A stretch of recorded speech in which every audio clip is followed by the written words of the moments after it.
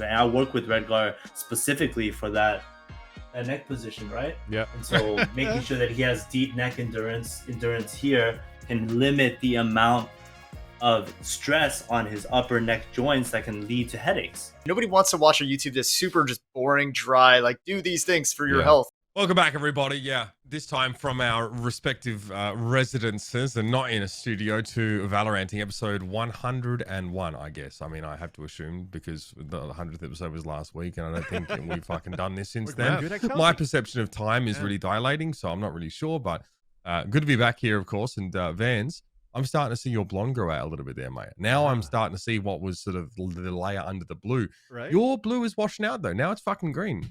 It's actually not bad, isn't it? I'm actually liking it. It's like a ashy blue-green kind of thing. You look like the kind of ice pop you'd get in the summertime, you know? It's got the lime in there. It's got a bit of lemon.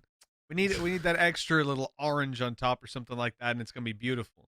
Always gives you that mouth-watering raspberry sour taste that you're looking for, right? I'll tell you what, you make my mouth water, Vans. That's what I'm trying to say. No, I was trying to be subtle with it, but... Hey man, I'm direct. I thought we were talking about like back at our respective locations where I don't have to sit in like a fucking wooden chair anymore and hurt my back. I'm actually in a regular chair, ergonomic. I have 3 screens. I don't have to slouch over and like break my back trying to figure out who the fuck's chatting to me. Like, oh, thanks for your follow. So it's good to be back here. I mean, yeah, I'm glad you brought that up. We're actually gonna have a long conversation about that today. Yeah, true. With three really respected sources of knowledge in terms of ergonomics and general sort of health, fitness, and you know, and how they interface with gaming. So we'll cover that in a sec. But what's going on, Mitch? I know you were really, when we chatted to you when we were in Arizona, you were obviously really busy with game changes. Now, obviously, VCT EMEA has finally kicked up. Is your region going to be able to fucking sort itself out, mate? You guys going to get some teams out to a land that aren't going to get shit on? Like, what's going on? Oh, listen, man. It's first week. Everybody's finding their feet right now. I'm not sure who I'm even confident with to make it all the way at this point. We've had some upsetting results, some surprise victories. I'm excited for what the future could hold for EMEA. Without a doubt, though, whichever team it is that makes it to the international events, I'm sure they're going to be the ones taking it. I'm glad we got to see. I mean, I'm kind of spoiling, but you guys probably have seen the VODs if you care about EMEA. Is that me? Is that coming from my mind? Wasn't me. I don't have any surprise babies in my house. Wifey, we have a baby already? Vance, I mean, did you look at your wife like for more than 3 seconds? Yo, you should see these pictures I'm taking of her when she's sleeping. It's so fucking funny and cute. Okay, no, those. Okay, never mind. Let's change topics. Phrasing here, Vance. You need to. Yeah, never mind. Let's go back to popsicles and everything. For those people that just met Vans. I'm just saying it's adorable how she sleeps. So I just take pictures of her of how she's sleeping, and then You're not making this any better, homeboy. Oh God! Oh, Vans. I mean, out of context thing clips, is, I guess. Knowing if you know Vans, if you know Vans, you know how wholesome and sweet he is, and so that is just a lovely little thing for him to say. But you don't know Vans. Please stop calling the police. We swear he's okay. Oh my God. Okay, so that's not what I meant, but yeah, we'll just. I guess. What did you mean? Because you literally said I was taking photos of my missus while she was asleep. Because she looks so funny when she sleeps. Like she looks really relaxed, and like her arms are in the air, like just like. It's almost really like she doesn't know anyone else is in the room. Yeah, I'm not. I'm gonna. Well, let's change the topics before actually this gets like back to my wife. She's like, shut the fuck up. Stop talking about shit about our personal lives. All right. Yeah, no. Look, I'm glad that you guys have a really open and accepting relationship. I think that's great. But like I said, if you look at her for more than 3 seconds, you might have to, consider getting a test. I'm pretty sure that's how. Well, I mean, that's how. Take a picture. It lasts longer, right? You know. Yeah. I mean, you're right, me. That was good. All right. Yeah, obviously. So, I mean. I'm pretty curious to see how that EMEA region sort of develops, because can you fucking explain to me quickly, Mitch, what is going on with this London United and OG project? Right. They've merged their name. Is the team any different? No, it's the fucking it's like the FEQ and Mulsi team, right? Yeah. So here's the thing, right? It's essentially, from my understanding, it's the 2 rosters have come together and they're pooling their resources. I'm not sure why exactly. Like, it's been a really confusing move for most people in EMEA. It's not necessarily bad, but it brings a lot of questions.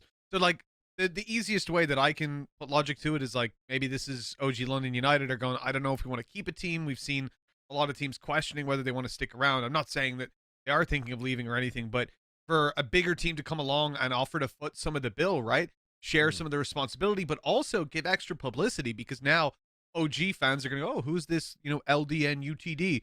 Oh, it's London United, and maybe they start following and so on. So it seems like a kind of cool crossover project. The thing is, though, if OG's VRL team qualifies for VCT, it scares me not about what will happen, but about the precedent that's set by that, because when OG go up, they can't have two teams, right? So Yeah. what happens to the They're players gonna drop then? that. They're gonna drop that VRL team for sure, right? So they might drop the VRL team, in which case then what happens to the VRL team? Do they just, their contracts disappear entirely? They like qualifying it instantly dropped? Sure, that might be great for them getting picked up for another org, but in the way their contract gets sold, we've seen orgs do very shady things in the past, and I haven't heard the best of things about OG, and the way they've managed their teams has been dog shit. So it honestly, it's a little bit scary for the players. I think it's something we need to keep a close eye on as a community to make sure that nothing too sketch goes on there.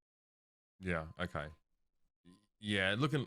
Sorry, I've got construction going on around my locale. That's sort of All why good, you're all hearing that good. at the moment. Yeah, and a screaming baby. I love taking apparently, pictures so of construction. It's It just looks so peaceful when they're laying the bricks. All right, let's talk about what we got on the show today, because obviously a lot of the normal stuff, but something a little bit. What the fuck is this? Is this clip art?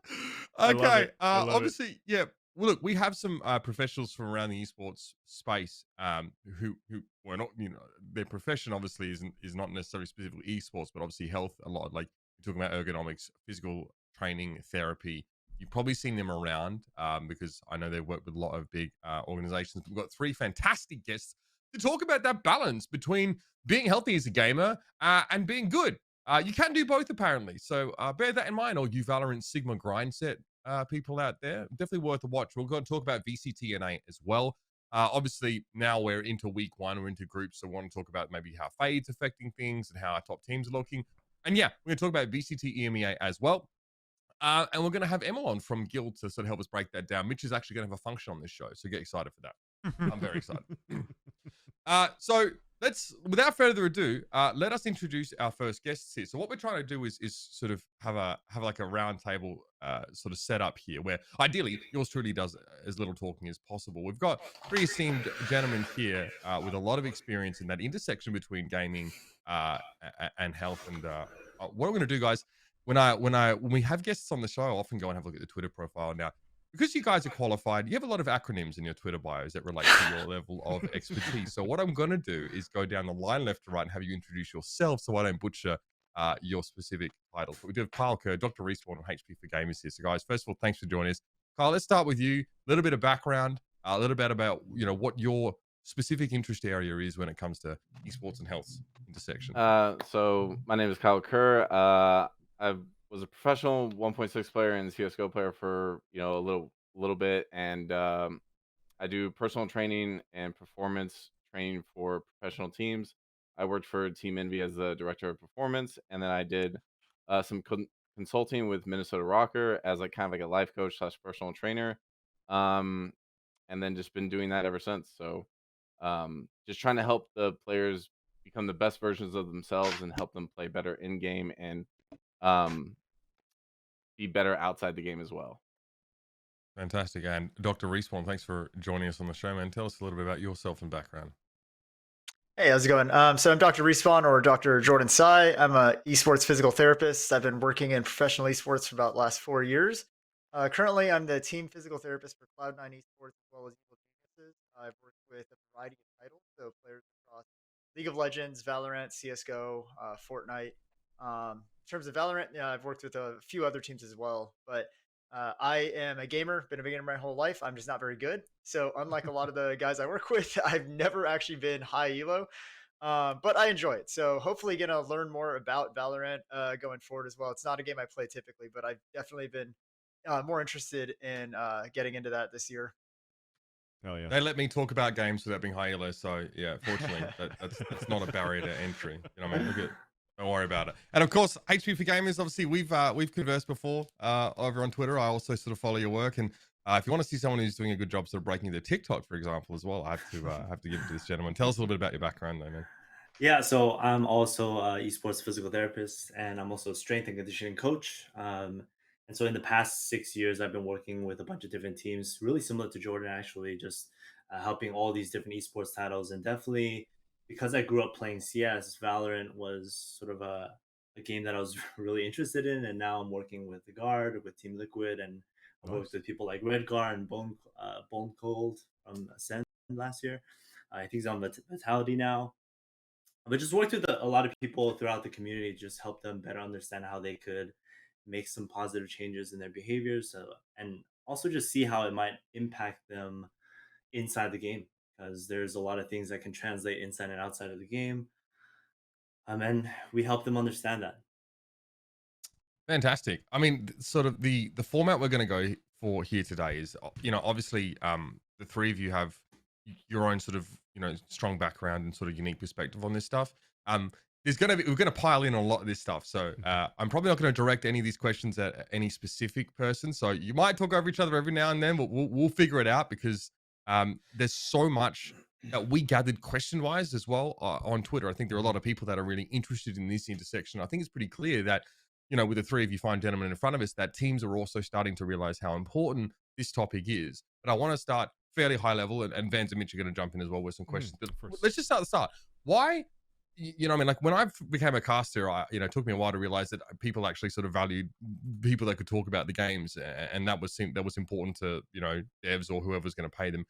Why, in your opinion, is this a topic, this general health of specific concern when it comes to gaming? Because it's evident that it is, but to you guys, sort of, what is it that sort of says to you, hey, this is really important, we really need to share this message right now? Tell us a little bit about sort of the motivations for jumping in, and why you think that it is just so needed what you do right now. If you guys don't mind, I can go first. Yeah, go ahead. I guess, for me as a physical therapist in the beginning, the number one thing was, hey, we saw a lot of articles and things of people retiring, and that was really just quite interesting to me, and it drew a lot of curiosity to, as a gamer myself, to see, hey, how come this type of thing was happening. And for me, it really, after working in the space for such a long time, I realized, there's such a large need for just understanding a bit more about how you can better manage your own health and prevent a lot of the issues that occur in gaming. You know, retiring due to burnout, retiring due to age, a lot of it actually comes down to management from traditional providers, because they might not understand the actual lifestyle, the stressors, the unique uh, grips and bind distributions and things that are relevant to gamers that might lead to an increase of stress or increase of XYZ on your neck, back, shoulder, whatever.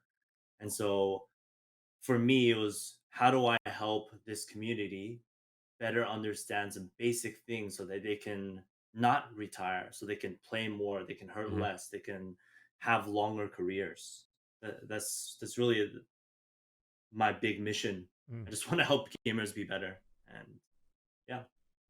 Yeah, I'd say me growing up watching a lot of esports, I started watching probably StarCraft, and then Brood War were probably my two favorite, and then CS 1.6, Source, all that stuff. I said, yeah, I never was able to play CS as much as I wanted to, because I had to go to a basically PC ROM to actually get on a PC that could handle it. My laptop just couldn't do it.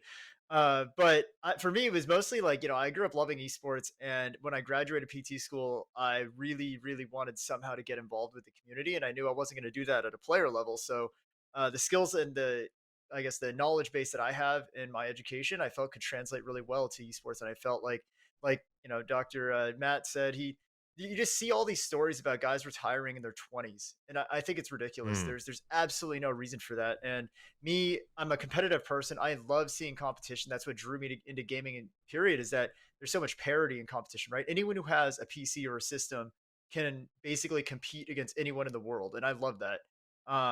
the thing for me is I wanted to see the highest level of competition. I don't think we're seeing that yet because people aren't playing into their actual 20s, 30s. You know, like they're starting to break down into their early 20s, and it's mostly preventable. And so for me, I really just want to get players to extend their careers to as long as they can possibly go, and be able to play pain Mhm. free that entire time. And we would hopefully see absolutely incredible plays coming out from guys. You know, like we're seeing in CS and Valorant now. Like some of Yeah. these older players are getting into their 30s, and I love that. Let's go. Yeah, I mean, if you look like one player that stands out is Forrest. I mean, he's been playing at a top level for the past 25 years. Hmm. And the biggest thing with gamers is like what Jordan said, people are retiring, early 20s. And what we want to accomplish is just longevity. It's even like with like LeBron James, like he's keeping his body at an optimal level to play at the highest level, you know, for the next, maybe 5, 6, 7 years if he wants to. And that's like our goal is to help players understand like your routine is what makes the longevity happen with working out and training right and eating right and just feeling good and never having an injury or preventing injury is what we always want with players that we work with. So um just getting them on the right track and helping them understand like, hey, if like Call of Duty players that I've worked with in the past, they're constantly like this with their controllers, and that's going to put a lot of tension on your wrist, and strengthening that up 2, 3, 4 times a week is really going to help them play longer and not be injured. So Mhm. that's what's important to all three of us. Awesome. I think that's great too because I'm a 38-year-old gamer, and I definitely, when you guys talk about longevity, it's definitely something that it echoes for me that I want to keep being able to play, like not necessarily at the highest caliber, but being able to get my diamond and immortal rank if I want to within Valorant right now, right? But I think what's important too is you guys were talking about that aging out, and I feel that there's like two branches into that. One being like one going into like a mental burnout and one going into like the physical pain. And as we're getting into like the physical pain in the first part, as we're talking about it now, I think I want to dive into that a little bit more, which is on and ask the questions of like what are like the main things you need to focus on when you're looking at the training, because a lot of the stereotypes when you're looking at gaming and activities or working out, it almost feels like you don't need to do it because technically you're sitting at a chair and you're playing games, right? It's not supposed to be demanding in terms of like a physical effort for somebody who's not paying attention to their bodies, right? But in the long run, I want to know like what are the most prominent injuries you're going to get, and how do you start to get into that? Because the physicality of it too is that it's not like you need to do deadlifts and squats to be able to last longer hours at the chairs and stuff like that too. So how do you approach this a little bit more? Jordan, if you want to go first, you can. Um, yeah, I mean, I think, yeah, Jordan, if you, up to you. You want to chat about Always use is think about gaming as an endurance activity similar to running, right? So I actually talked to a player yesterday about this.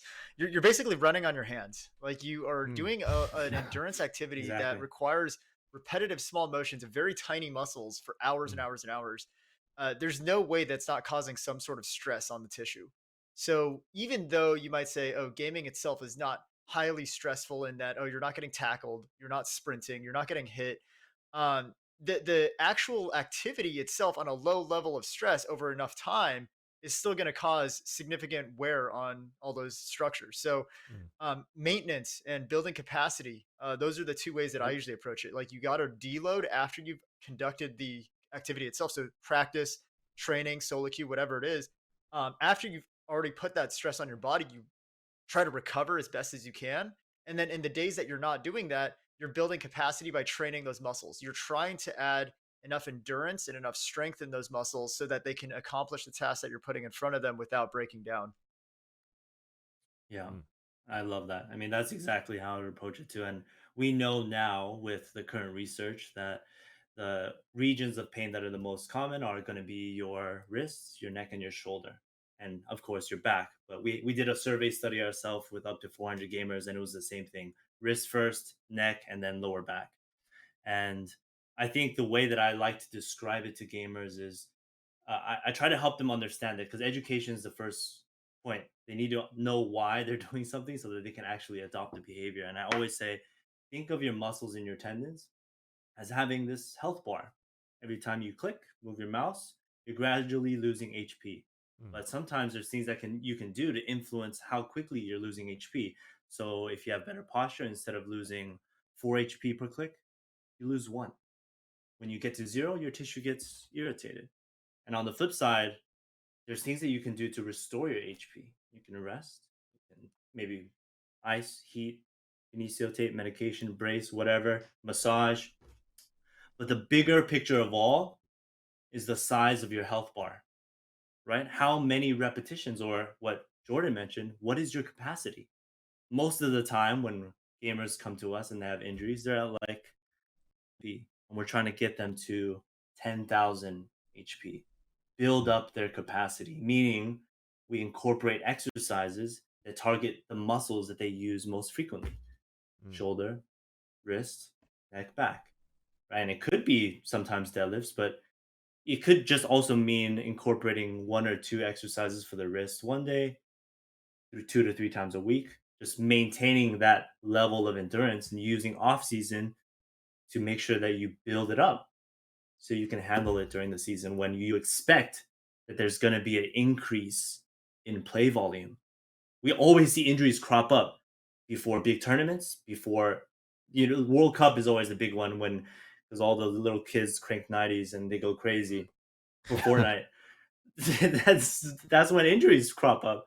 So every single time before VCT, I'm always like, okay, well, people are hitting us up for issues. Yeah, it's just building the endurance. Just to piggyback off what Jordan and Matt says, just doing the wrist exercises and the shoulder exercises, etc. And just doing that constantly, or doing it, like Matt said, two times a day, or 3 to 4 times a week, with that high repetitions, to get that endurance, to build up that strength and endurance, to sit there for long periods of time and play Valorant or whatever game that you want, for the extended hours. So, but you just have to be aware of that, and to teach that, and to give the guys knowledge of these things, and possibly even giving them homework. Because whenever I used to work with some of the Minnesota Rocker guys, I would give them homework of wrist exercises, and they would come back and they would do it, and they would say, "Oh, I feel better, and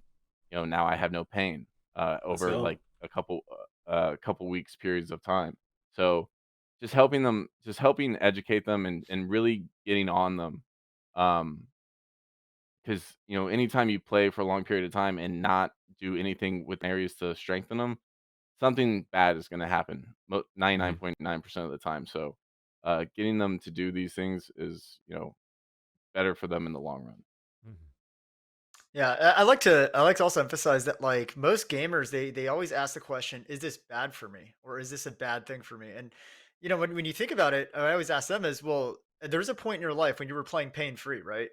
Like, so clearly what it is you're doing is not inherently bad. It's just the amount of time you spent doing it without addressing the issues that are going to be the consequence of how you're doing it. That's what we have to Mhm. address. And so it's very individualized, right? The work I do with players is never a one size fits all. You got to look Mhm. at the mechanics of how they play, their setup, individual preferences for keyboard, mouse, all of that stuff. And all of those are just factors in building out the plan. So when I try to advise players on like, okay, these are things you need to address, it's really looking at, well, what's your play style? Are you using high sense, low sense mouse settings? Are you Mhm. hovering your elbow? Are you sitting in a manner with your keyboard skewed where your other shoulder's at a rotation? Like all this stuff is very individualized to players, but I don't like to change that until it's clearly related to a problem that they have. Right. Yeah, like I was Yeah. or I was actually gonna say, I had this conversation with my brother yesterday. He's a neurosurgeon, and we were talking about just how he positions his hands to do a surgery. Like, he doesn't want to have his hands too high, because that's going to put more emphasis on his bicep, or too low to put more tension on like your shoulder. Mhm. So Mhm. it's the least amount of tension when you're playing for long periods of time. Mm. So, I mean, one or the other, you're going to have some sort of pain somewhere, if you're not, correctly positioned. So, So yeah. I want to rewind a little bit to where you're saying about sort of accessibility, in that you're always going to be looking at an individual and building up an individual thing for that person, that patient, that player, right? Mm-hmm. I'm curious, with university teams coming through, first of all, it's becoming quite a normal thing. The collegiate scene's growing a lot, and some universities are having on-site, campuses, allowing people to attend through scholarships. And obviously there's going to be a whole host of issues with that. I'm sure some universities are going to be like, what do you mean? This $1 mouse works. This is fine. And players are going to end up with all sorts of aches and pains coming out of that. But first thing is, have you guys had interest outside of players and teams approaching you, like more generic things like universities? I know in Ireland we're starting to pick up some scholarships as well, and we're always last to the table for that sort of stuff. So I can't imagine what it's like in the States and so on. And then the other thing is, like, is this something that, like, how deep can it go in terms of generalizing the information and allowing, teams in universities, teams in schools? Is this something like, how far do you think this should reach, really? I really like this question. Yeah. Go on, Matt. You can go first. Okay. I really like this question because, you want to think of, if we zoom out and think about the infrastructure of support for health and wellness, most of it has been directed towards professionals, right? And over the past few years, I know Jordan and both myself were very curious, and we've been active in trying to help that developmental pipeline in high school and colleges so that it can support both having behaviors start early, but also we're working with that top-down approach with the professionals. So all the players that kids look up to, they're like, oh, they do that, we should do this. But also they're introduced to it very early on in high school and college. And that's what we want, right? Because it will elevate the entire standard of how people approach their health and wellness if it gets started in high school. I always say this about esports athletes currently, is that they're expected to undergo the development of a high school, college, and pro player all in the span of less than 6 months. They're plucked out of high school or whatever, or they college, and you're like, all right, well, learn how to take care of yourself, learn how to take care of your body, learn how to cook, learn how to do laundry. Oh, you don't want to do laundry? Just let it stack up. Okay, that's fine. They have to learn how to do all of this stuff in the span of very few months, and also deal with the stresses of working with other people, working with a coach. They've never done that. They've shied away from that because that's sort of the natural propensity of gamers that come, or that's the stereotype of gamers. They were trying to escape structure. They weren't in traditional sports, right? And they weren't playing sports, yeah, so they weren't in traditional sports, so it's not easy for them to deal with that. So a lot of the times, non-endemics, in our experience, people that have tried to come in to work with these gamers, they don't understand them. So they're like, yo, you have to do 5-6 times a week, you have to sleep perfectly, you have to do all of this stuff. But they haven't even learned how to do the basics. So just start small. We kind of have to baby feed them and spoon feed them until they really understand, and until the entire infrastructure and culture changes around gaming. Yeah. I really love that question. I've actually worked with a few collegiate teams, and I think mostly what we're waiting on essentially is resources, right? So the reason that pros have access to healthcare, and it's not even all pros, it's the top tier 1 teams have access to all this stuff. Below that, tier 2 teams oftentimes will forego PT, they'll forego training. They'll just kind of give their players like the best that they can, which is it's not a criticism. It's just the reality of what it is, right? If you can't afford to hire all these ancillary staff, that is what it is. You just do the best that you can. You give your players gym memberships or something like that, right? It's really hard to get access to all of that across the board. So right now at the very top tier 1 pro teams, you're going to see a lot of this infrastructure in place. That's going to trickle down hopefully. But at the collegiate high school level, that's even lower, right? So the teams I've worked with at the collegiate level, it's usually only the colleges that are heavily invested, full scholarships.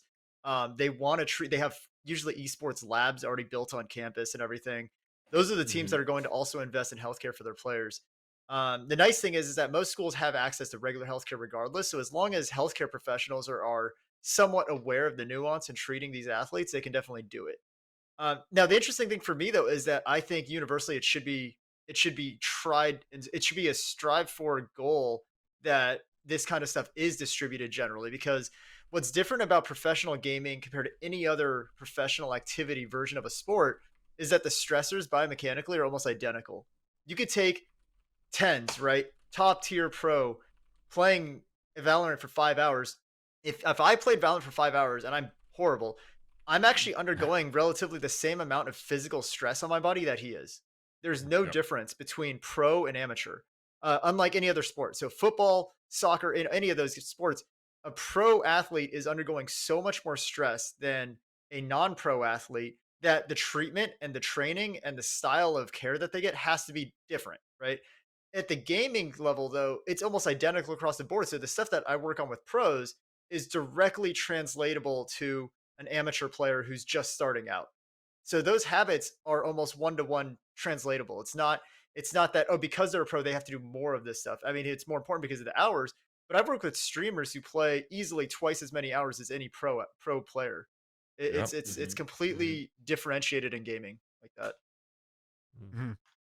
I've got a follow up to that then, because it's something I hadn't considered, which is it's not necessarily who can be helped by it, right? Because I think we've seen at this point then, okay, from the ground level up, it's something that this information, it does no harm for people to have at least, and builds good habits and so on. My question then is in forming these habits, right? Tier 2, tier 3 organizations, as you said, they don't have the capacity. They're not going to be able to, hey, we'll fly you out to our thing in Vegas and we're going to work out with some personal trainers. No, we can't do that. We can say, hey, maybe try to eat some fruit. You know, that's the best they're going to be coming out with a lot of the time, if even. But what I'm thinking then is at a collegiate level, for example, should the onus purely be on teams the way it is now? Or should we be looking to tournament organizers and leagues and saying, you know what, you guys should be spitting out some of this information. You should be helping some of these, because we can't guarantee that a team's organization, or fuck it, some of them are unsigned that qualify to these tournaments. Mhm. No, these guys, they're coming in blind. You don't just let a group of teens run onto an American football field. You know, they haven't got their helmets on right or anything. Hey, go at it, guys. They signed up. You give them a little bit of safety information, right? Should we be looking at TOs to do a little bit more there, to do better in that So department? I remember this was a few years ago, but I was talking to ESL about like possibly traveling to tournaments and wanting to train teams or players that were at these tournaments just for lifestyle and trying to build good habits, and you know, it never really, you know, took off just because I personally don't think these TOs just didn't want to spend the money. But I think it's something that, you know, tournament organizers should look into, but also I think it should be teams and coaches like that, like the owners or the GMs, they should really, you know, try to ingrain these things into their players and coaches and the staff, if they have the staff or the capabilities of doing so. Um, so I wouldn't necessarily that's all on the TOs, but I also think it's, you know, a lot on coaches, managers, you know, owners of teams. So that's my kind of 2 cents. Yeah, and Yeah. I guess I mean, I think everyone has a responsibility. For Yeah, sure. I've definitely actually Yeah. reached Tournament out. organizers have Yeah, a. I've reached out to Sorry, go TOs about. I've reached out to TOs about that and suggested, like, Yeah. why don't we have a generic booth for all the teams, right? So Mhm. you bring in someone Yeah. like me or Matt or like Crib, and we basically just set up like a table. Like, it's universal. It doesn't matter where. It's not a competitive Mhm. advantage for one team versus another. I think it Exactly. actually is a competitive advantage if only one team has access to it. That makes it much harder for any amateur team to come in and be like, oh, we're going to challenge a tier 1 org, even if they qualified in, because okay, this other org has sports psych on staff, they have nutritionists, they have PT, they have full a full coaching staff that's involved. It's not balanced. So on the healthcare side, because we already talked about how health is universal, right? It doesn't matter what game you play, really. Even that should be maybe something that TOs consider as part of like an investment into the resources available. And the nice thing is that most of the stuff that we provide is information. So once a player understands some of the conceptual stuff that we give them, that goes on forever. It doesn't have to be, I need to work with him every day. It's like, all right, well, you understand the basics of how to set up your desk. You know the basics of what to do after games. That stuff you can take for the rest of your life. And I think that's why me, Matt, and we put out a ton of information just for free on all our socials. Like, we put out videos, we put out, suggestions, tips, all this stuff. Like, here are things you can do because this is general information. And what I always try to stress is I don't charge for this stuff because it's stuff you can find online. I'm just putting it into a coherent package that makes it easier for you to understand. It actually wants me to chime in onto that as well, because I think as we were talking about buy-ins and everything too, it seems as though from like a pro levels perspective, our perspective, we see like the value and the importance into fitness, right, and being in shape to be able to game for long hours. And as you guys are providing this information that's currently free out there for people to learn, I feel maybe sometimes there's a gap in terms of like trying to get the buy-ins from those players that aren't pros, that are aspiring pros and are looking for this information. So how I guess it's how's the engagement been for you guys so far into the people have been digesting and interacting with your content? Has it been growing, positive? Is there still a gap in trying to get the information out? And what's the best way for these gamers to find that info? Just to tack onto that as well, what do you guys feel like is the greatest barrier that prevents the average gamer from appreciating the importance of this stuff? A lack of pain would be number one. yeah, exactly. Like There's if you feel okay, there's stimulus. No, Yeah. You can go ahead, or anybody. Well, can you repeat the first part of the question again? It was so you were saying that what is the best way to find information, or yeah, well, because you guys are providing it for free, right? So definitely like looking at your social or whatnot right now, it's you know, that's how you get the information. But how's the engagement level been for these players, right? Because as we know, it's important, and as you guys say, like the barrier seems like, oh, these guys are not finding any pain, so they don't buy into it, right? So how's the engagement been, at least from the get-go, since this content has been going out? Has the numbers been growing in terms of the engagements? I guess in my experience, I definitely have noticed that people are more conscious and cognizant of it in terms of speaking about it, but it's not to the level that we need it to be. You know, it definitely needs to be more widespread, and the only way that we can achieve that is through better overall education. I think engagement has definitely grown, but the barrier is that every esport title, every community is a little bit different. So the buy-in and the way that we work with each culture, each team, each group of individuals has to be different, because everyone comes from a different background. Everyone grew up and learned different things. So you can't just provide them with a catch-all, you know, education piece. And that's why we have to create multiple pieces of content that capture all different pillars of performance, nutrition, sleep, mental performance, physical maintenance, so that they can identify, okay, well, maybe this one is easier for me to pick up. And in my experience too, I think the number one thing that's been easy for individuals to pick up is hydration. I think over the past 6 years, I've assessed, you know, multiple teams, probably like 20 to 25 different esports teams, and we just sort of do a baseline assessment to see how they're handling everything. And almost always, it's 60 to 80% of the team is underhydrated, or they have a poor hydration status, Right? meaning that you should be getting at a minimum half of your body weight in ounces, right? So if you're 150 pounds, 75 ounces of water is your minimum. And then everything else on top of that is based on your movement or activity needs. How much Red Bull is that? How much Red Bull? Depends on the size of the Red Bull. So. Yeah, I would say peeing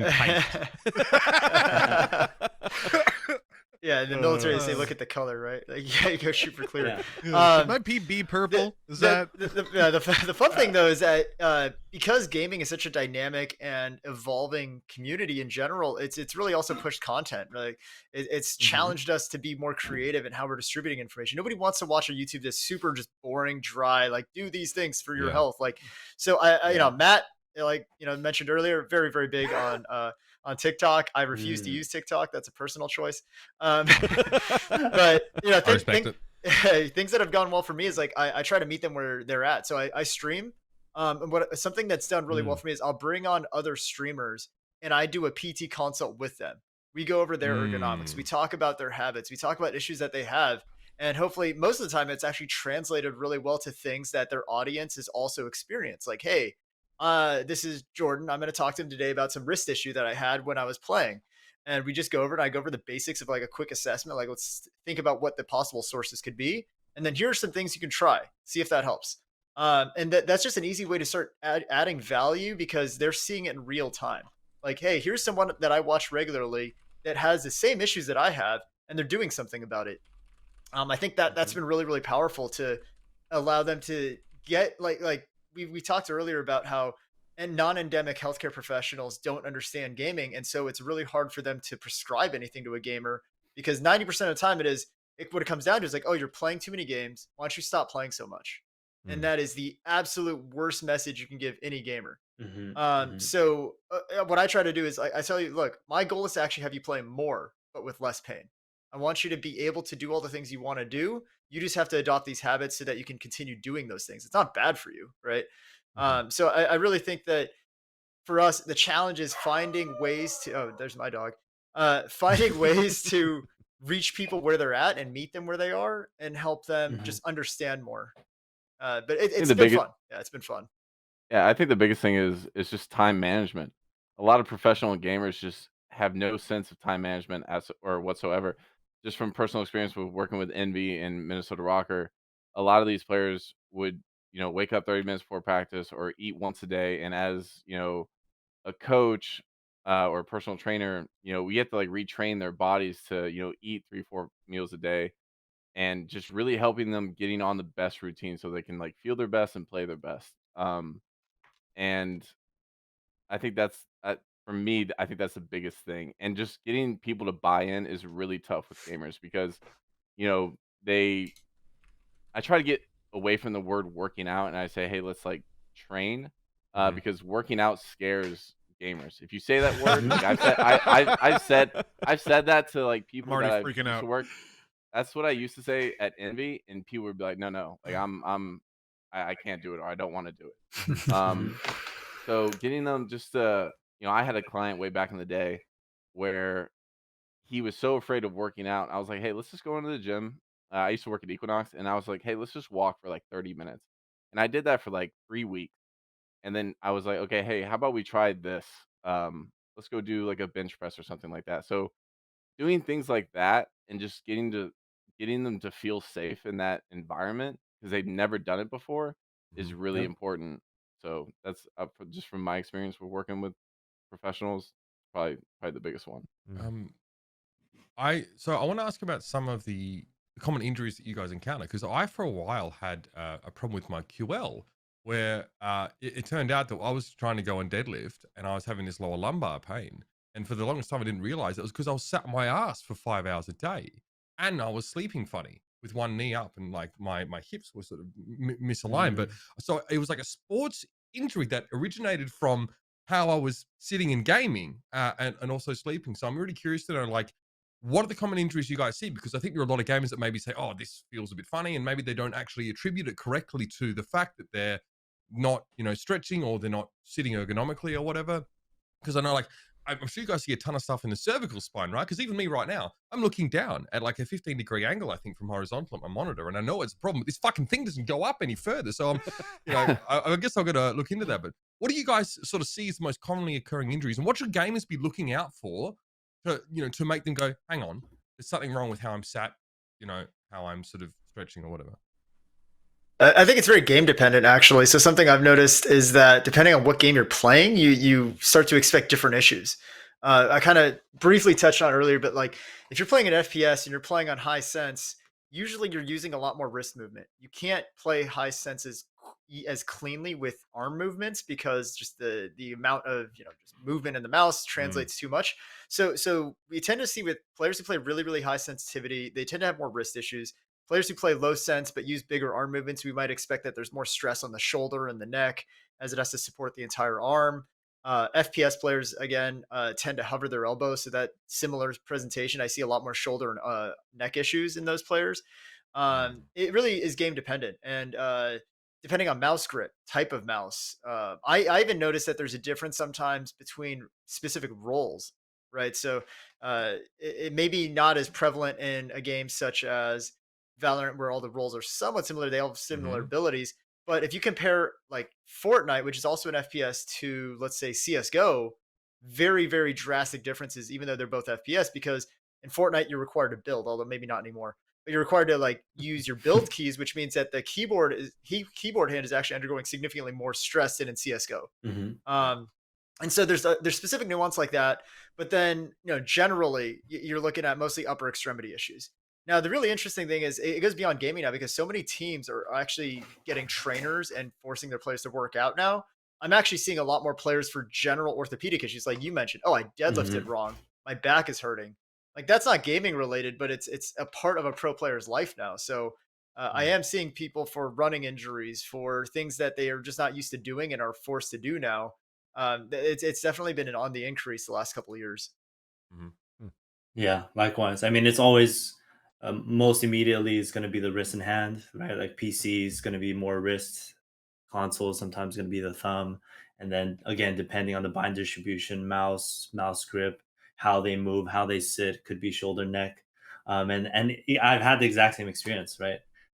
With gamers moving a bit more, there's more joints that they're moving and stressing, and so I've had a gamer have heel pain from walking more, right? Walking to the What? facility a bit more, right? And so, right, and of course, right, like, oh, I'm doing more squats. Yeah, my knees don't feel good. Oh, well, let's look at how you squat, right? And so, it really has translated more from esports specific injuries to the general orthopedic injuries as Jordan mentioned. But I would say probably the most common source of pain is your tendon. And then on top of that, the most common cause is that you don't have that capacity or endurance. Mm. And we always want to talk about both. We can't just leave it to the source. We always want to talk about source and the cause. So Yeah. that's at least the most common that we've seen. Yeah. Yeah, I think it's just getting a lot of players to do like mobility. When you sit for long periods of time, like people get that cross syndrome of like that internally rotated shoulders, like kyphosis, and just getting them to get a little bit more thoracic mobility in there. And most of the players I've worked with, some of them have wrist pain, um, and that's pretty much my extent of working with players. No one's Mhm. really had any neck pain or shoulder pain or anything like that. Mhm. Um, and yeah, like that's pretty much it. When you guys So- actually talk about, sorry, I wanted to tackle on to that really quick. Sorry, Uber, because you guys talk. Where Uber talked about the main issues or one of the main injuries gamers could get, and then I think earlier on in this segment, Jordan was talking about you always try to approach things in like not necessarily like a one size fits all, but try to like talk to different people to see what type of injuries they might be having or whatnot, and then tone it into that. And then Kyle, you're talking about mobility. So when it comes down to this part of you're actually now wanting to be more engaged into physical activity, you're working on your mobility, you could actually squat ass to grass. Does this actually help out as well in terms of like the weird positioning you could have in your gaming position, right? Because every single time we're watching it as like a good posture for somebody at the desk, it's hands straight. I mean, we saw the image that we saw earlier on from Jordan, but you also have some gamers like JDM that's been leaning towards his Redgar. chair, right? Exactly.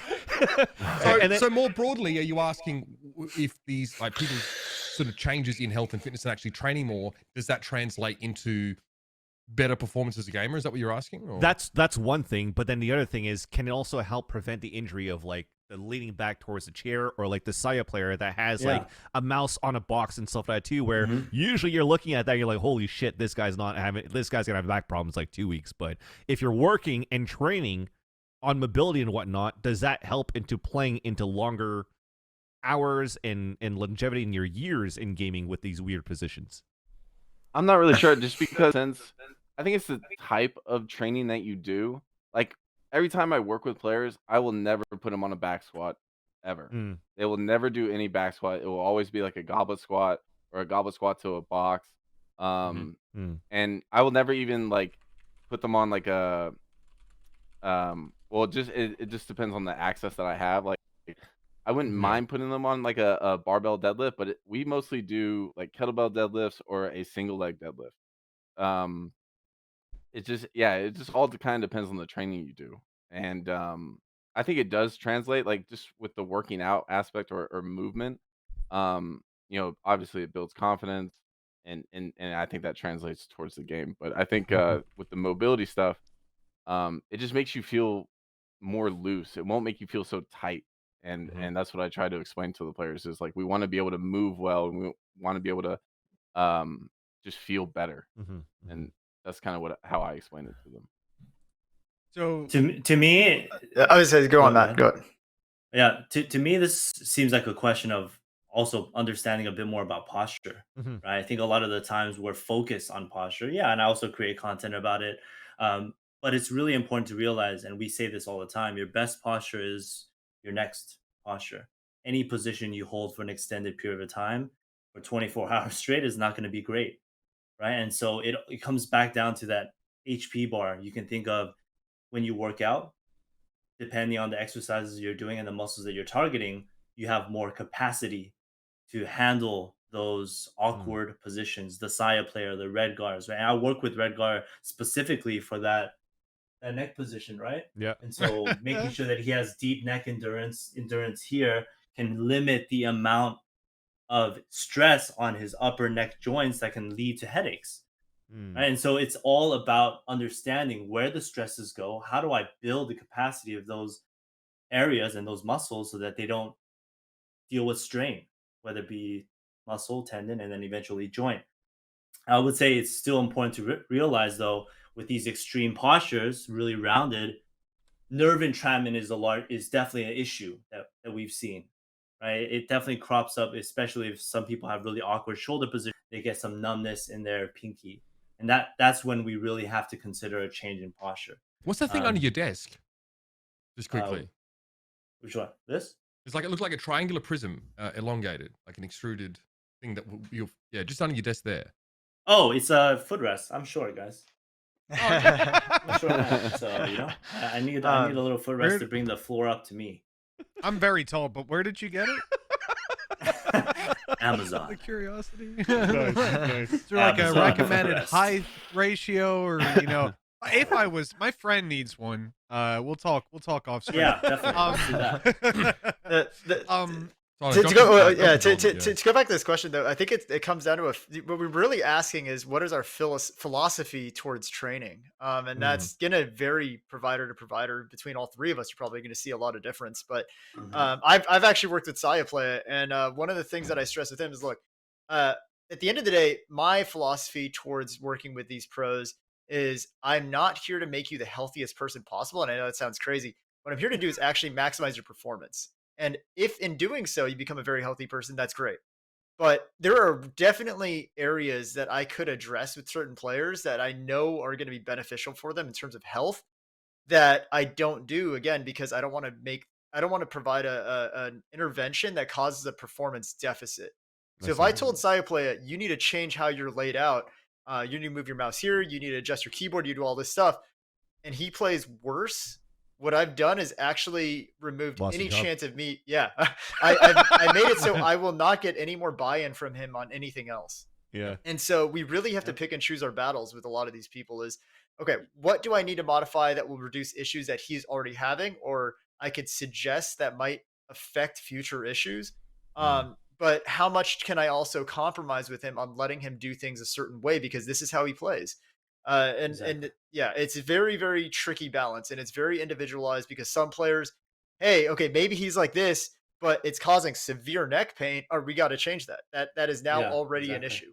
But if it's not an issue and they ask, oh, is this bad? I'm like, okay, because your keyboard's like this, I expect these things to happen. If you start feeling Mhm. this is what I want you to do. Then we start there. And then if Yeah. that doesn't resolve it, then we start changing things that, we didn't want to change initially. So it's always kind of a continuum of, how much do we need to change, but maximize your performance the entire time. Because at the end of the day, they know this, our job is not only to promote their career longevity, but also to allow them to actually play their best throughout that entire career. Mhm. I don't want a player to ever change something about their setup and then spend an off year, because we all know this, even beyond their health aspects, the careers are short regardless, right? You could get replaced overnight by some Yeah, it's 18-year-old very phenom. volatile. So yeah, at the end of the day, performance is over everything, in my opinion. Yeah, no, I I think a I really agree with that. random point. Go ahead. Sorry, go ahead. No, I was just gonna say, like, I don't try to change too much about someone's setup too much, just because, like what Jordan said, if they start playing bad, then that's probably on me, you know. So it's we just try to combat and compromise with them, like what Jordan said. You know, if this happens or if you start feeling pain here, this is what we want you to do, et cetera, et cetera. Like, so changing someone's setup is not what we typically, or what I typically do ever. Because Mhm. people are Yeah. gonna have different setups all day. It's just like with Yeah. with golfers. Like Matthew Wolf has, you know, a really goofy swing, but I mean, he's playing at a professional level. Any golf coach would be like, "Oh, wrong," but You can't know, standardize that stuff, right? These yeah, days. Yeah. yeah, you just gotta I let think them if we play. go back, I think if we go back to the tournament organizer question, there's some responsibility there in providing setups that are adjustable, Mm. right? Because I also work with Saya now, and Mhm. he, or other players that they play a certain way at home, they play a certain way at the facility, but they travel to Iceland, and do they have the same setup there? Are they provided with that, or are there rules that are limiting them from being able Mhm. to do that? And so there is, again, this tough balance of how do we teach them, one, perceiving that it's okay to change the posture. That's always a consideration too. But also two, adaptability to different positions due to the constraints of a tournament, right? And I haven't asked him to change as well because he's not getting pain. He also exercises regularly for his shoulder and his arm, so there's no need to Mhm. change. Mhm. But just something that's interesting to consider in the future is that, hey, maybe tournament organizers should allow a certain amount of adjustability for the tables, and not just say flat out you have to use this table, you have to use this Mhm. setup, because they're used to sitting at a certain height, Yeah. and it Yeah. affects how their confidence. Mhm. So I know, and I know Makes that sense. was an issue for some players. So No, that could even come in adjustable seating as well. Genuinely, like the footrests and stuff. Like it doesn't. If the table has to be standardized for broadcast and PCs and cameras and so on, hey, well, change the seating of the player. Then that's yep, certainly possible. Um, exactly. I have a question though, because a lot of the stuff I'm hearing here is like, okay, so we look for things that are, I guess, provable, like in getting players on board. Hey, I'm gonna help you. Oh, how am I gonna help you? Well, you know that pain that you have, I can fix it, right? That's gonna get you in with the player pretty quickly. They realize, oh, okay, this guy is helping. I see the results. When it comes to the mental health side, not as easy, right? To pinpoint those issues and to handle them and to get players at times to even buy into the fact that I'm sure you guys have run into players that are like, that doesn't matter with me. I'm good. We don't need How much all how that much in mental your health scope stuff. is that as well, I guess? Because I Not know you not guys do really. a lot of the physical aspect, but Mhm. Right. there's I think like burnout has a physical and a mental component, Yeah. right? I don't know how often you Mhm. guys encounter that because there's this real idea now that it's like you just need to put bulk hours, you just need to work. You didn't get this whole sort of grind set that we get, especially from Valorant players at the moment. How do you guys combat that? And how often do you encounter this burnout? Like, and what can you suggest to gamers to Yeah. avoid the physical and mental implications of that? Sorry, Mitch. Yeah, if Yeah. I could just add one more thing as well, which is that I imagine no matter what, no matter how purely physical you want to be, there's always going to be an overlap when it comes to even things like motivation and stuff like Like that, and mindset, actually yeah. mindset, Mhm. right? Getting a player who's if they're in the grind set, getting them out of it, talking them through a lot of that. I suppose a lot of teams are liaising as well with mental health professionals as well. Like, do you guys interact with them much? I know that's a Yeah. bunch of questions, but just Yeah, trying to answer. at the pro level, I mean, I'm fortunate enough that all the teams I work with have mental health specialists or mental performance Mhm. specialists that I can refer out to. Um, if I wasn't in a position to have someone on hand, I would definitely first recommend people that they could talk to, and then second, I would give Mhm. them very general advice like, "Hey, if you're feeling burnt out, this is definitely something you need to address." I try to acknowledge the fact that this is real. Don't just try to think I'm weak or I'm going crazy. Like Mm, you are Mhm. experiencing something that has been shown to be an actual factor in how play. It's something that players will experience at some point. So these are resources for you. I can tell you that a lot. I give general information. So breathing techniques will help calm you down. You can take breaks. It's really important to do that. But beyond that, it's not really in my scope to give specific Mhm. advice, especially on mental health. Mm. Yeah, I feel the Mm. same way. I just want to always make sure that I stay within the scope of my expertise. So if I feel there's something that's clinical in nature, then of course I'm going to refer out. But if there's anything that I can do in terms of some suggestions for their mental health, whether it be working directly with them, or even highlighting at the systemic level through coaches and management, how can we better approach scheduling? How can we better approach just the culture of training to mm, make sure that these players aren't burnt out? Because sometimes there are unilateral decisions from top down that make it so that players do have to spend a lot of time just sitting there playing, maybe required Mm. solo queue hours, right? And so it's a balance, right? You have to work both with the players themselves, but if they're within a system, you have to work at the system level too. And that's not always easy because you have to manage up. And sometimes, the managers themselves are still quite young, right? Especially in the esports community. They're Yeah, ex players, ex pros. They're not endemic, performance professionals that might understand all the nuances of cognitive load at burnout. And that's necessary. And that's a yeah, I big think. step for us. Or go ahead. Sorry. Sorry, yeah, go ahead. No, just to piggyback off that, I think it's just finding the right balance and the. Uh, I believe that working out is a system of like mental training. Having that routine, waking up at a certain amount of time, and eating 3 to 4 meals a day, like being consistent with that, I believe is mental training in some type of aspect. And whenever I would work with like players or from the Minnesota Rocker and stuff like that, I would we would go to team dinners, we would go do team activities, like we'd play baseball, or just getting them outside and just trying to get them away from like being in like closed room of just gaming. We want to have that balance of doing all that stuff, and I think that really really does help them. I saw massive improvements with the Rocker players. Like there was, I'm not gonna say who, but I was playing baseball with one, and then another one of the other guys came out, and he's been going through like a little bit of rough time just because of possibly like a family issue, and he started just to like kind of ball out or just cry, um, and just kind of being there. I think as personal trainers or coaches or managers, if they're really young and they're away from their family, like you're kind of that, like, I shouldn't say father figure, but you're a figure to them where you want them to come to you and talk to you about anything, Yeah. and not being like judged. Yeah, so I personally I think it's just all about finding that like really nice balance, and just getting them out of that room of just playing 8-10 hours a day. I think that really does Stop help. grinding. Yeah. Mm. So Yeah, And look, sorry, I understand obviously that there's a clear demarcation you guys create sort of between the physical side and what the scope of your expertise is, and also the mental side. I just couldn't help notice that there definitely seems to be some bleed over, right? And you can maybe impact both with your approach to the physical yeah, aspect. yeah, there, I there, think there are like studies. Yeah, there are studies on that. So, like doing yeah, I cardio, it think will improve your mood.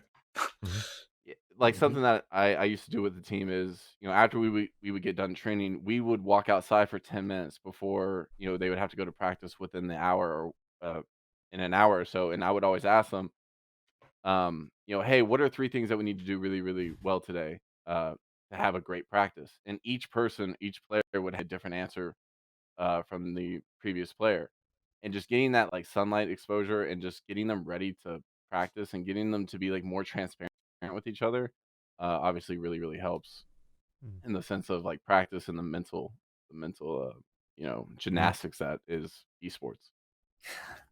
I understand that the three of you are pretty itinerant and definitely pretty busy, so we won't keep you any longer. I think this is a sort of a great conversation to get started overall, and hopefully that we can continue to sort of develop this Rosetta Stone for for gamers, and in terms of how they can sort of maintain their health and maintain their Rosetta performance, Stone. because to sort of break this stigma of like people aging out of esports at 24, which is regrettable, I think. And then people are just so fine-tuned into this idea, as soon as you turn 24 or whatever, you're gone. And when you turn 30, your age is a pejorative at that point, you know what I mean? So gentlemen, I want to thank you so much for taking the time to be with us today. It's been a real pleasure.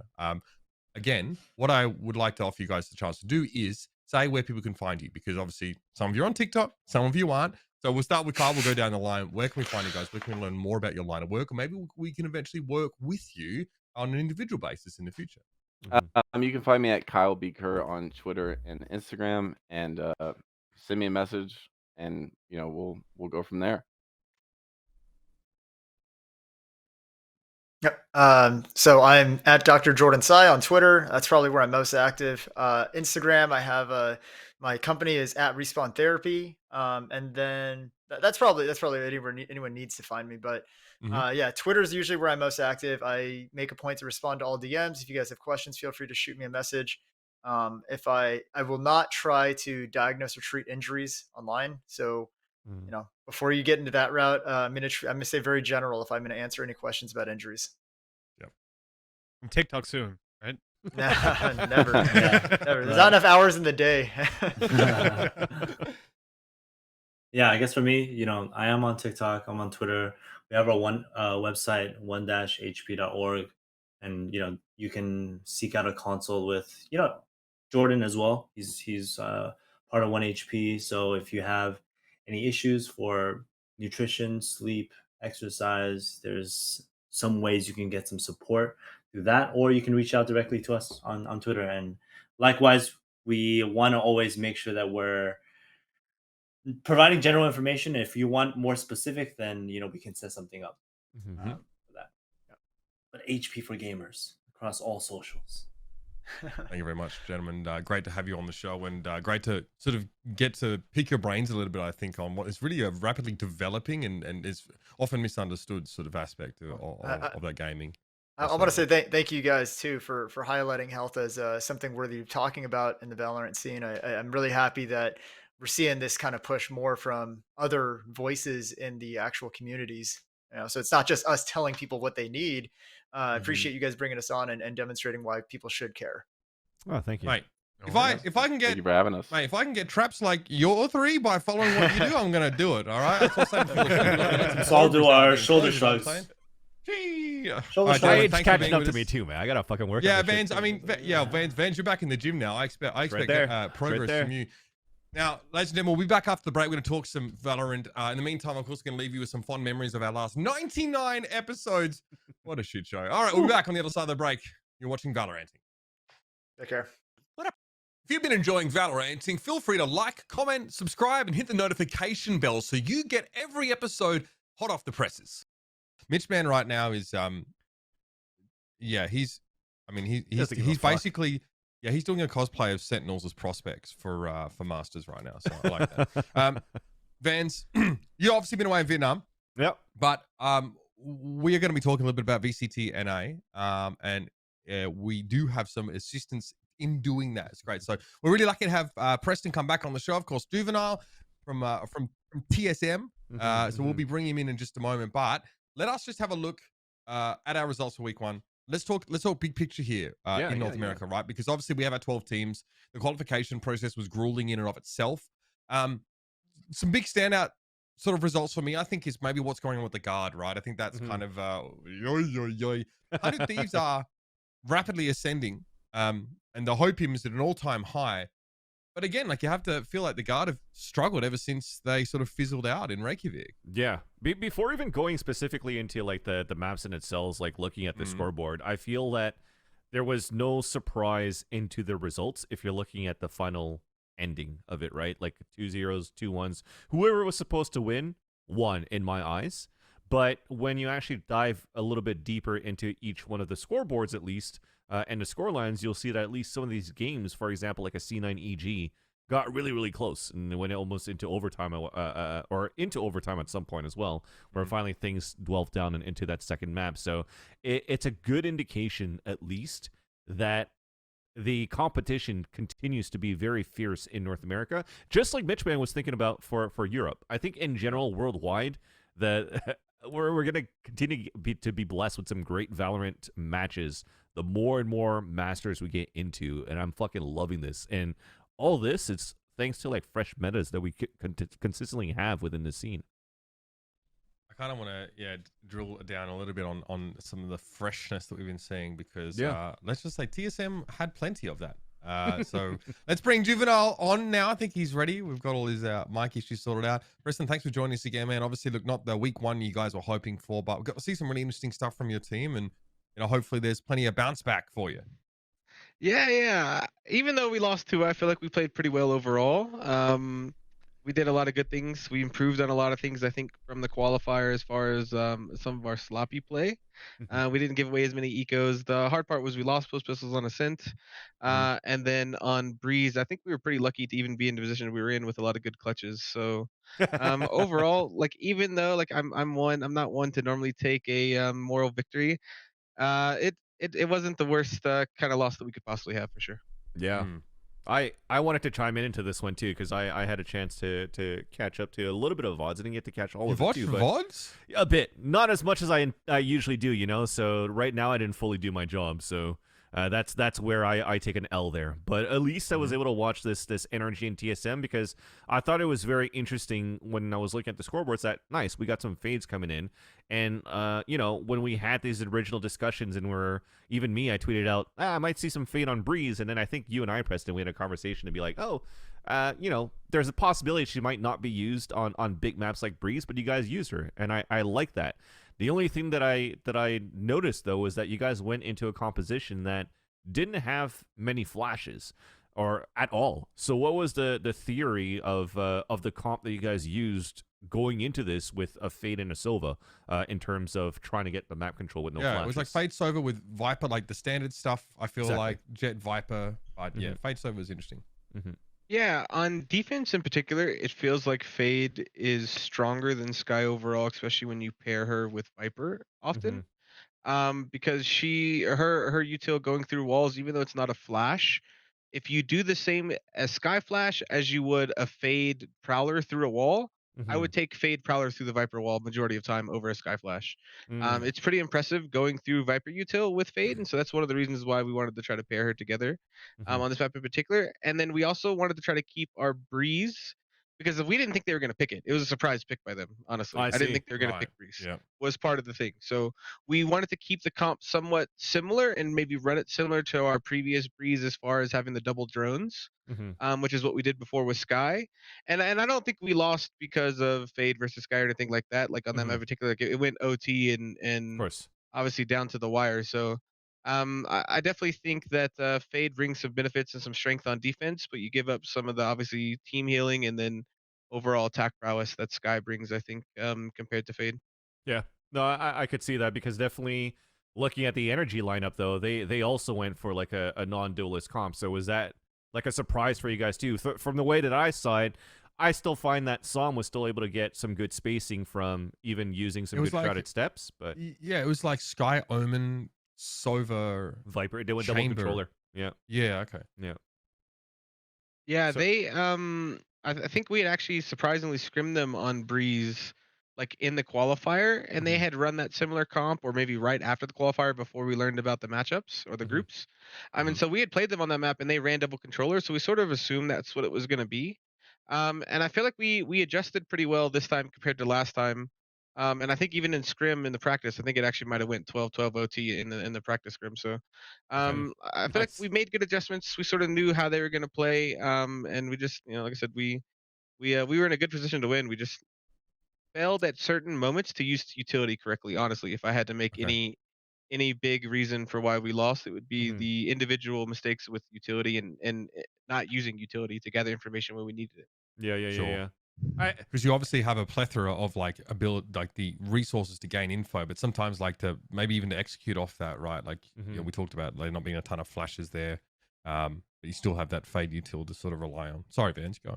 No, sorry, I wanted to chime into that too because I felt like there was some parts where TSM as a group were still pretty good at getting like the A site, right? So the way that I saw it of the execution, especially with the Fade using the Prowler, just like the like mini seekers, as you mentioned here, Preston, was really trying to clear out like Palm Tree off the initial Viper wall that you get on the A side, while you could still have a split that goes into A hulls for the other 3 players to control the back of the site and go from there from other Prowlers and Silva darts that could go through the wall. So I think in theory the execution was quite good. But then going into like the pulse plant situation when you guys still had a couple of utility left, most of it was actually pretty much used to cover like under bridge, back of bridge into the spawn side, but not really anything to oppress like the sliding door onto the A site. So what was there a reasoning why you wanted to leave that open into allowing energy to just fight out from that doorway side instead of using utility to prevent any pushes from there. Yeah, for their retake, I think we just didn't really have any like dog is obviously a little bit better. Normally you use dog. Sky Flash, I Yeah. would say is better for the double doors than any of the fade utility, because most of the fade utility, it feels like to get the biggest advantage out of it, especially prowlers, you need to be close, right? So like the closer you are to the enemy team, the stronger fade gets, and I feel like that's a long sight line. Even from the site to double doors feels long, right? Yeah. Especially with Prowler and stuff like that cleared out versus like a Sky Flash, and being able to peek off a Sky Flash is probably much better there. So I just don't think we had necessarily the tools to fight towards double doors the way we wanted. And like I said, honestly, we still should have won the match. I can remember right after the timeout against NRG on Breeze, they had Viper ults, and I remember like towards the end of the timeout, I was like, guys, just make sure we play the mains, make sure we don't let them get Viper ult down. And then right after the timeout, they go straight into a B hit, get the Viper ult down, and we pretty much have to like force retake or force the save pretty much instantly. Yeah. And so stuff like that, like comps matter in this game 100%.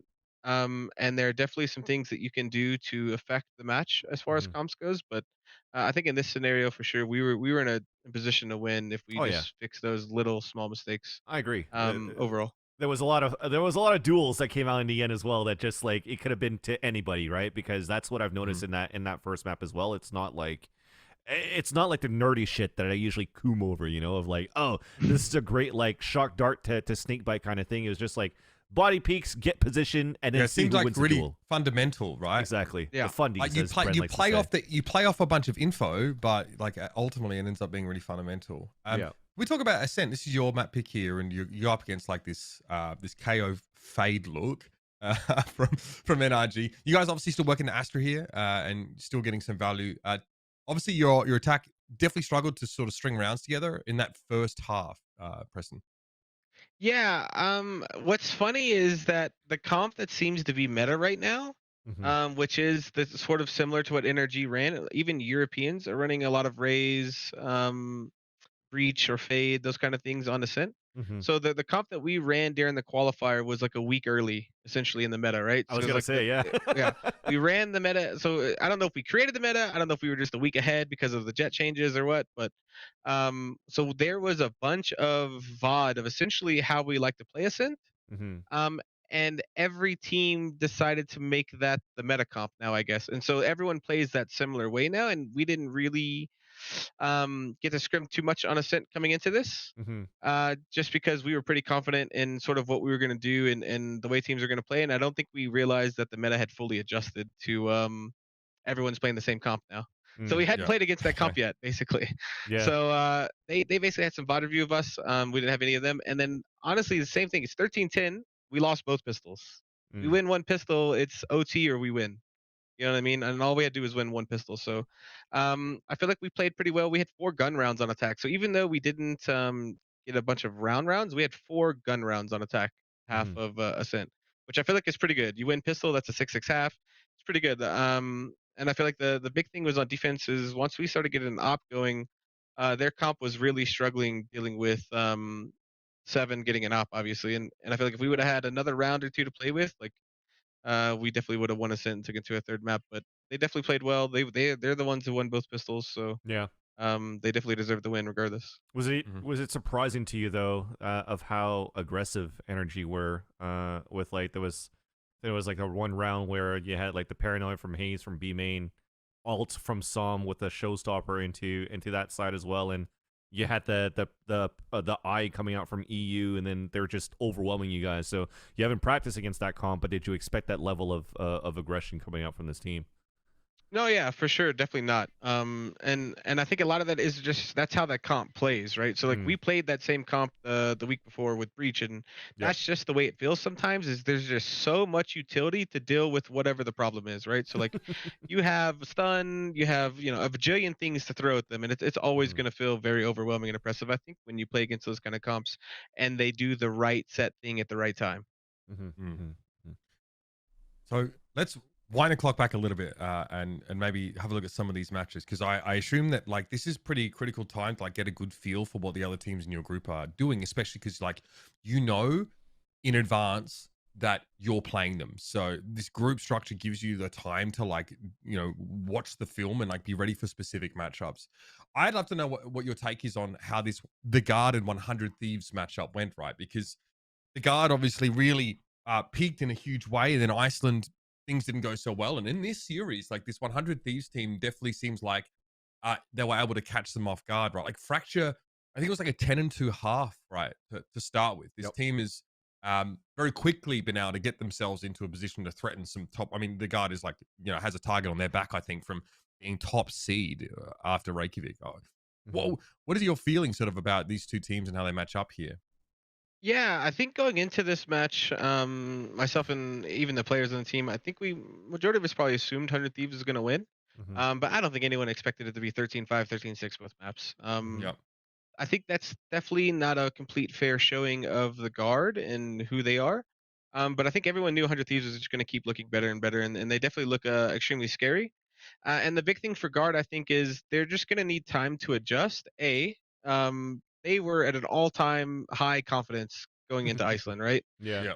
And losses, no matter who they're to or what place you actually ended, suck, and they're definitely going to bring down your confidence. And so they're obviously not running at the same confident level. And then overall, the team, when they built this team, it was like the best players at each role for their tier 2 roles for the Astra meta, right? So like Jonah P was probably one of the best guys in tier 2. Valen was probably the first or second best smokes in tier 2. Play was probably the best jet in tier 2 at that time. And so they built that team with that meta in mind, and they just need some time to adjust. Give them a couple weeks. If by playoffs they still look the same, then maybe you can count them out. But I think right now, they definitely deserve the chance to learn a new style and learn new agents and roles and have a chance to definitely compete this season, I think. That's what I felt too. I mean, if you're looking at the composition of the Guard, you already had 3 players that went into 3 different roles, right? Jonah P going into a Raze, Sire player going away from a Jet and then into a Chamber, and then Net now taking the responsibilities of having to play Viper when Jonah P was the Viper on this map. So you have a lot of tape on a team that's undefeated so far in Stage 2 in 100 Thieves of how they play, but now you have to adjust to you're trying to anti-strat 100 Thieves while still learning new agent comps and trying to get that to work. And I feel that kind of like bit them in the ass as well, where they couldn't get like the ball rolling into their half, which is why they lost like a 10-2. What do you think about the Sage on Fracture, right? Because it's not in every comp that we sort of see this, right? Do you think this is optimal? I like it. I like it. I'll let you talk about it first, Preston, but I'll chime in after. Yeah, no, I think Sage, like, it's a lot run in Europe. A lot of European teams run Sage.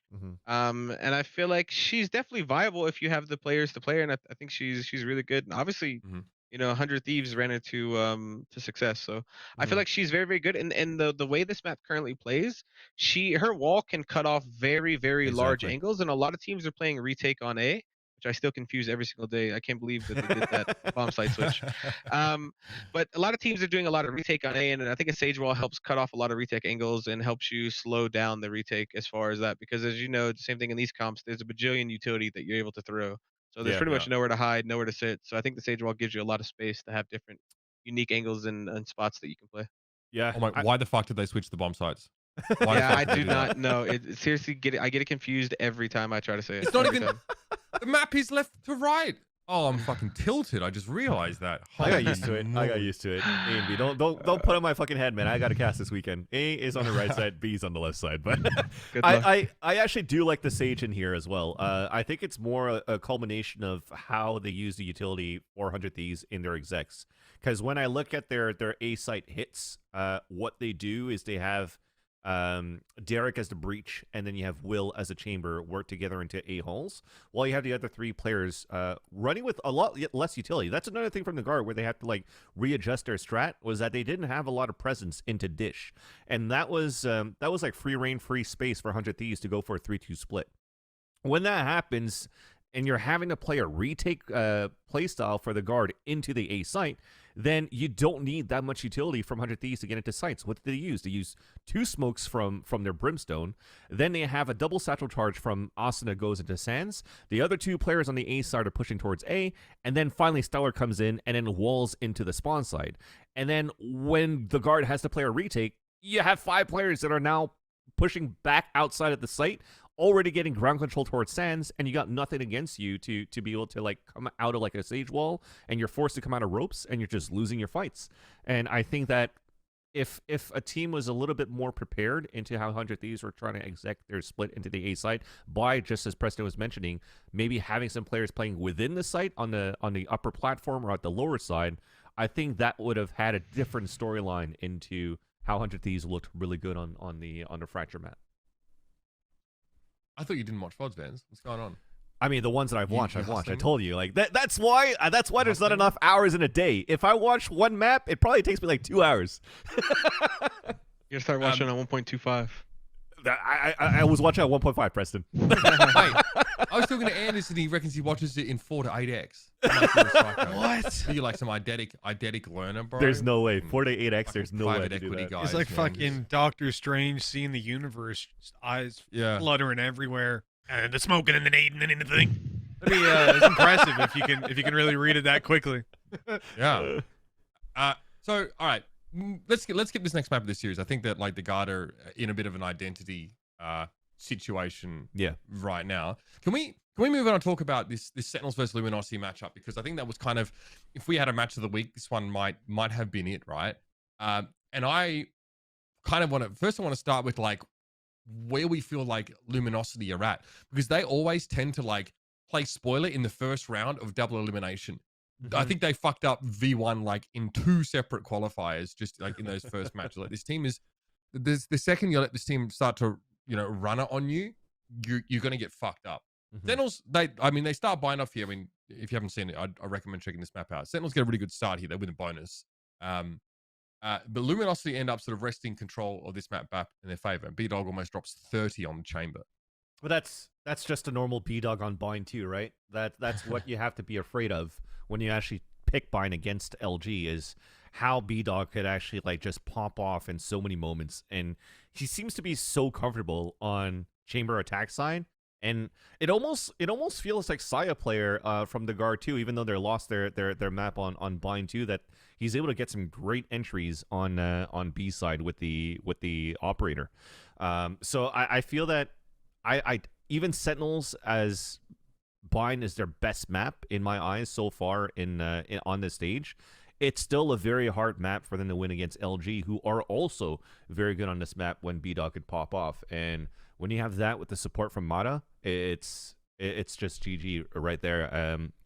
I don't think the playstyle changed that much into how Sentinels played on bind, just because they're probably, like we mentioned before in episode 100, they need to deepen their map pool a little bit more. When you already have bind in the bag, you might practice that less so that you could focus on other maps, which is why finally we see like another 3-map series now from Sentinels. So they kind of like. Wait, what do you mean? The reason slip. we got a 3-map series is because Tens dropped fucking 40 on Breeze. But that's the other thing too. There's just that consistency of Tens that he always gets. So if Tens continuing to be able to frag the way that he does, good. I don't like Raucus only just came back as the coach role into the team. And now with Kempeki coming in, like, I mean, Preston, we've talked about it before, but we could hash it out again. You've coached Kempeki. Like, for me, I think he's one of probably the best flex players that we have in North America. So to try to work that synergy between Kempeki and Tens, on top of now deepening the map pool and the strat book from Raucus and Shazam, there's still a lot to work on from this team as well. So they look good within the second qualifier, but I still have my doubts going into the main stage. For me, this isn't my match of the week. This is just going to be another one of like, oh, they're playing against LG. There's a good possibility that they lose because LG is that good. LG is actually very underrated in that aspect.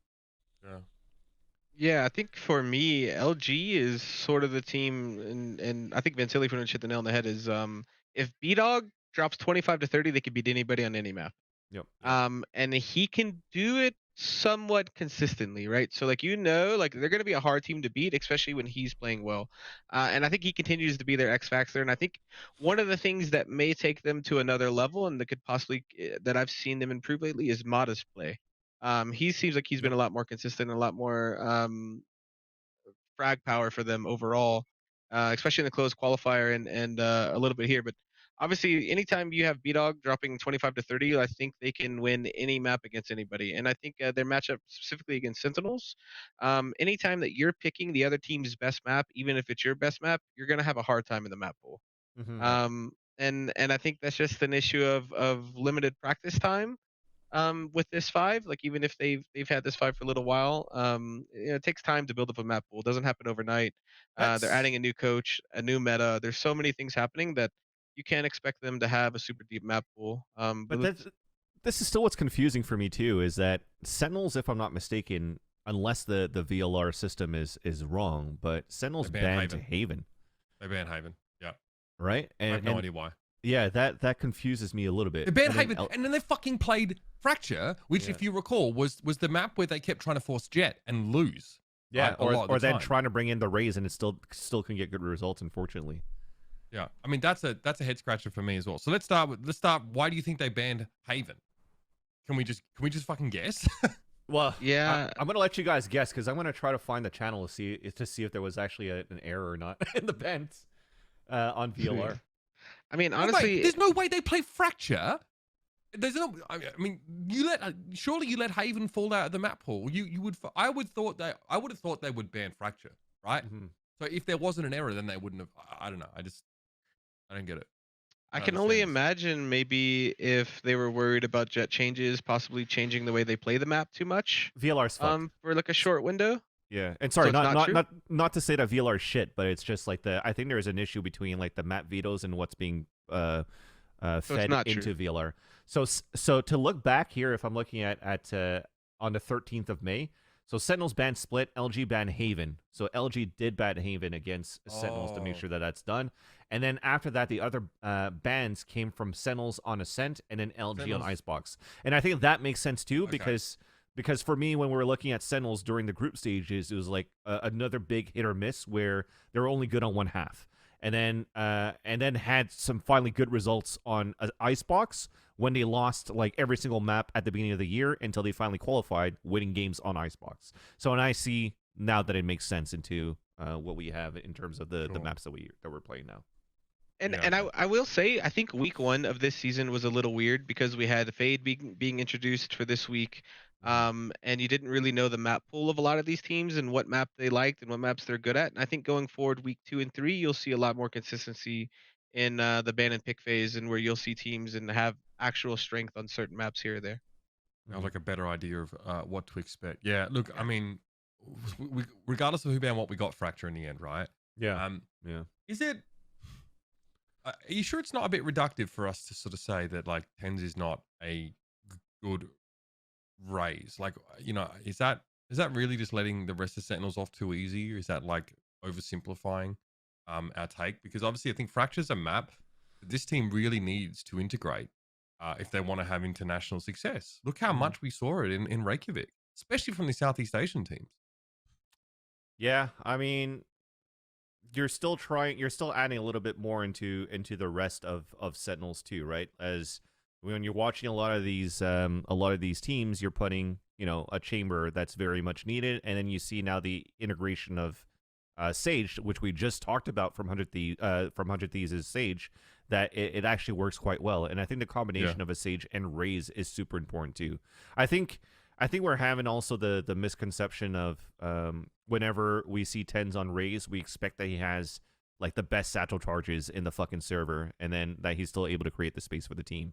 But I just find that the comp in itself is where it's much needed to have Tens on a Raze, and you know, throwing paint shells on a combination of a breach, fault line, and slow orbs is not that hard to do. So I don't think it's more on Tens' performances than it is on, you know, just Sentinels needing to rehash now everything now that they have the coach and Kent Becky in here. I will say though that Raze, I think, and it's not on Tens, this would be on Sentinels as a whole. Raze as an agent isn't as free flow as Jet, right? Like Jet, you can really just walk around and take aim battles as you wish, and you'll have a get out of jail free card, which is a little less now, but it's still doable with the Jet changes. Versus Raze, like you you are a lot more. If you take that aim battle, you better win the first aim battle, or you're probably dead. Good choice. Because you Yeah. don't have the same escape tools, and so Raze benefits more from playing in a structured environment with set stuff, with set things, how to take space. So you're not forced to take random one-off, one-aim battles all the time, and you can sort of use your util in a team environment to get the most out of it for sure. I wonder what it looked like if you actually had 10s on chamber instead. If you put 10s on chamber so that he could still get one shots as if he was playing Jet Knives, for example. Maybe he's been opping a lot less, of course, but I still find that the rendezvous with the headhunters could allow for him to be able to get like those one-shot opportunities escapability. While you had that flex player being Kempeki, he's still able to play a duelist to try it out for Raze and see how that flipped over could work out. Yeah. I will say 100%. Just last thing for that is Kempeki is amazing a duelist. Like he was one of the best duelists in tier 2 up until I got him to switch to Sky. And even when I was on the team, he would play Neon, and he's amazing. So like and you've seen multiple teams take their Jet player or their best Jet player and turn him into a chamber. I mean, pretty much every top team and top Jet has done that so far. So Yep. I don't see why you wouldn't try to make that same adjustments for tens if that's something that he's open to doing. I think it definitely isn't to the best of his strengths, but I think the agent is broken enough that if you put tens who can op and hit heads, like he's gonna make impact on that agent regardless for sure. Yeah, Kempeki on Neon is actually another good one too, right? That was mentioned in Yeah, chat he's right really now. good. Yeah, He that's could play why I Raze. wanted to see him play Haven or something like that. Yeah, I know they don't yeah. want to play Split, right? I'm pretty sure they permaban Split this team, or as I don't know if that's wrong, but the broadcast graphics showed that they banned Haven. Sentinels did. So you saying that was wrong? Let me scroll up and check once again here. Sentinels did ban Split, so that was correct. Yeah, no, Sentinels banned Split, but it also said Sentinels. The broadcast graphics said that Sentinels banned Haven. I see LG ban Haven here in Discord. When it comes down to like. Oh, you're actually in the VCT Discord. Gotcha. Correct, All right. correct. So it's actually right. So I just think this is interesting because it influences an entire fucking narrative. So yeah, I think the API was wrong. Yeah. And unless we I'm should still probably jet take- lagged and it didn't happen on May 13th, but 05/13/2022 LG versus Sentinels. I'm assuming I'm looking at the right thing. Yeah. No. Yep. So the map video obviously happens in Discord, ladies and gentlemen. Then it gets plugged into the broadcast. Then it represents on the graphics. So yeah, should take that pretty seriously. All right, let's move on. Let's talk about XET. Let's talk about Ghost. XET, I mean, a team that everyone is still excited about, I think, because, I think, Cryocell's joining this team. The chamber play, obviously, we knew that his jet play is very, very clean. Obviously, people are excited about the chamber, which we do see on both maps in this particular series. Ghost Gaming as well really stepped it up, I think, even to qualify. I think maybe not everyone. I think you probably predicted them, Vans. I think that's because you love Kaplan, no, personally. Nope. No. Okay. He's a shit human. Obviously, bringing a pro to one of this team, for example, seems to have been a great move. Obviously, he was languishing for a while on that LG team. And we get a pretty decently close Haven map here, where both teams sort of getting pretty explosive on their offense sides. That's the thing for me with the reason why I predicted Ghosts going into their main stage was, they didn't have the best results in their qualifier number 1, but after watching the one of the tier 2 tournaments and then rewatching their games that they lost, there was still like that potential in there, and I feel that where they lose a lot of these rounds that they need to fix a lot is overextension of Koala Noob, where he's standing out a little bit too far out and staying a little bit too long when he should be escaping in those cases. So it's not necessarily putting all the blame onto Koala Noob, but more as a team, how do you enable Koala Noob to actually stay as long as he wants to, so that he gets backup basically to support him to do that, or how do you reel him back so that you actually play more positionally, especially on defense? Because that's the reason why I think that they're finding a lot of success too as a Ghost team, is when they're able to have Qualinu just pop off as well on gaining that space on defense and locking down and shutting down the initial pushes and map control that you have from your opponents. Which I actually didn't get to fully watch this game yet, so I can't really get into that, but I think that's probably one of the things that they should be fixing, at least for Ghost. And outside of that, on paper, they look fucking amazing. I think John Cutie's been doing a very good job IGLing for this team. Nismo has always been a very consistent player for the longest time on Ghost, so I'm glad that he's gotten that break. And Brock is another one that I think is a great clutch player as that initiator that maybe not many people have been paying attention to because it's also Ghost Gaming that finally gets the spotlight, right? And I think now they have a chance to really see what Ghost has in terms of capability as a team. So yeah, they lose to Exit, but it's also a team from Exit that we expected that was going to be at least like fourth into their group, right? That they're going to be able to continue to be as good from like event to event and matches to matches. So it wasn't an easy match to start with. I feel like people underestimate. I think people were wanting to call Group B the group of death here, but I don't think we're actually seeing that at all. I think Group A is fucking nasty. I mean, what's your take? You're in Group A, Juvenile. What's your take on this? Because I think even like teams like Ghost who dropped, obviously TSM, still very scary as well. Like there's how the fuck are we saying the Guard is having the worst week one of any team in this group? That's frightening. Yeah. Yeah, I think like both groups are obviously stacked, man. Like I said, I've said this multiple times again on the show is that especially at this rate, every team can beat everybody. All 12 teams can beat each other. It really just depends if you win both pistols, stuff like that. But our group is definitely from top to bottom. I would say our group is probably better overall. Yeah. To be honest with you, especially because I really don't know how Cloud9 is going to look with their changes, obviously. So. I definitely think our group has a chance to be the better of the two groups at the end of the day. Sorry, just to chime in real quick too, because for me the group of death I think is very similar in both ends. Because I feel that when you're looking at the levels of each of these teams of where we kind of like rank them in North America, they're evenly matched in both of these groups, right? That's why I think that there's not really a big group of death, but where within their own groups there's just so much upset potential. How are OpTic looking off the back of this Iceland trip? Amazing. You know, is this team still like as clean? Do they come back home and still keep momentum? Like, Yep. What do you sort of think? I mean, how much do we learn from this matchup against FaZe? It's fucking sick. Also, yeah, I mean, I like the neon here is fucking kind of Yeah. dope. Not gonna lie. Press, I don't know if you've watched this game, but I'll let you start. Yeah, I didn't get to watch it, but I've scrimmed against OpTic this week. And in my opinion, I feel like they've been absolutely amazing still, which is pretty crazy because normally, after a big tournament, you come home and you have whoever it is just running it down in scrims and one tapping you and 1v4ing you after you just won a world championship. You pretty much don't want to be there anymore. And so the fact that they come back and they look as clean as they did and they're still putting in the practice, they're still trying out new comps, they're running different stuff in practice. I think they're probably going to be, they have to be the favorites for the rest of the season for sure, I think. Yeah. And I think they'll have a better regular season than they did this time. Yeah. Just the round in itself or the map in itself for OpTic and here on bringing out a neon and even a breach was actually quite surprising for me as well. So if you're looking across the board, that's like what 3 players that changed in agents. Ye going to a chamber instead of a jet, I think. Victor going to a neon. FNS going to a breach instead of a killjoy. But I find that FNS as that breach was really fucking cool because he's playing a B side and also a market rotate where he could have so much support into the A side with how long that fault line is. I think there was like 1 or 2 fault lines that came from like mid side into tree and then a mid side into A main that actually allowed like OpTic to just capitalize on a good trade from even A side door. So they're able to play a very passive catwalk tree and still overpower you and not allow you to take the space that you think you have for FaZe. And I thought that was pretty cool.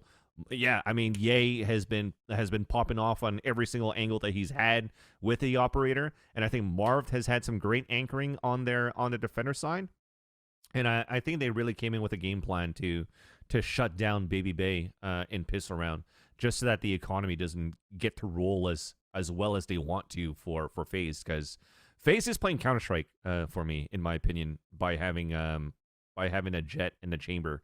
And the reason why I say that is because you're using jet knives and also headhunters to into situations where you could hero buy 2 rifles when your opponents are on low economy.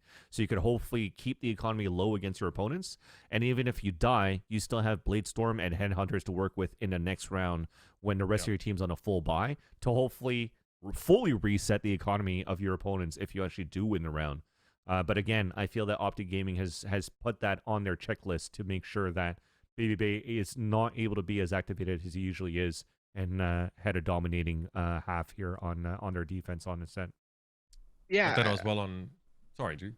No, go ahead, go ahead. I was just gonna say, I think one of the things that we're underrating is like from the qualifier to now, like the jet change is huge. Like that's teams, so many players and teams Yeah. relied on jet, and the old qualifier was on the easy jet with dash whenever you want, Easy take jet. whatever aim battles you want, do whatever you want, basically. Yeah. And with the new jet, you have a little bit of rules you have to follow now, right? Like Mhm, there's a mhm. window, there's a perfect way to use it, not just use it reactively now. And so I think that's a big change the teams are gonna have to get used to. And I think going forward to week 2, another thing that we haven't talked about is the week 1 matches were on Chamber having 2 alarm bots. No, yeah, So only got with one. Chamber having 1 alarm bot for week 2, does that mean that we're gonna see more traditional Sentinel, no duelist Chamber playing the duelist spot kind of thing, or are we gonna see teams still rely on just Chamber Sentinel solo with Yeah. just 1 alarm bot? Like there's so many things that can Me. happen between this next week, Yeah. and so many of these players are gonna have to adjust because they rely on Jet and they rely on Chamber and stuff like that. So Maybe cipher trips are becoming relevant again now, especially with less That's jet what I was breaking thinking. them and now Neon running especially with into it. Neon, yep.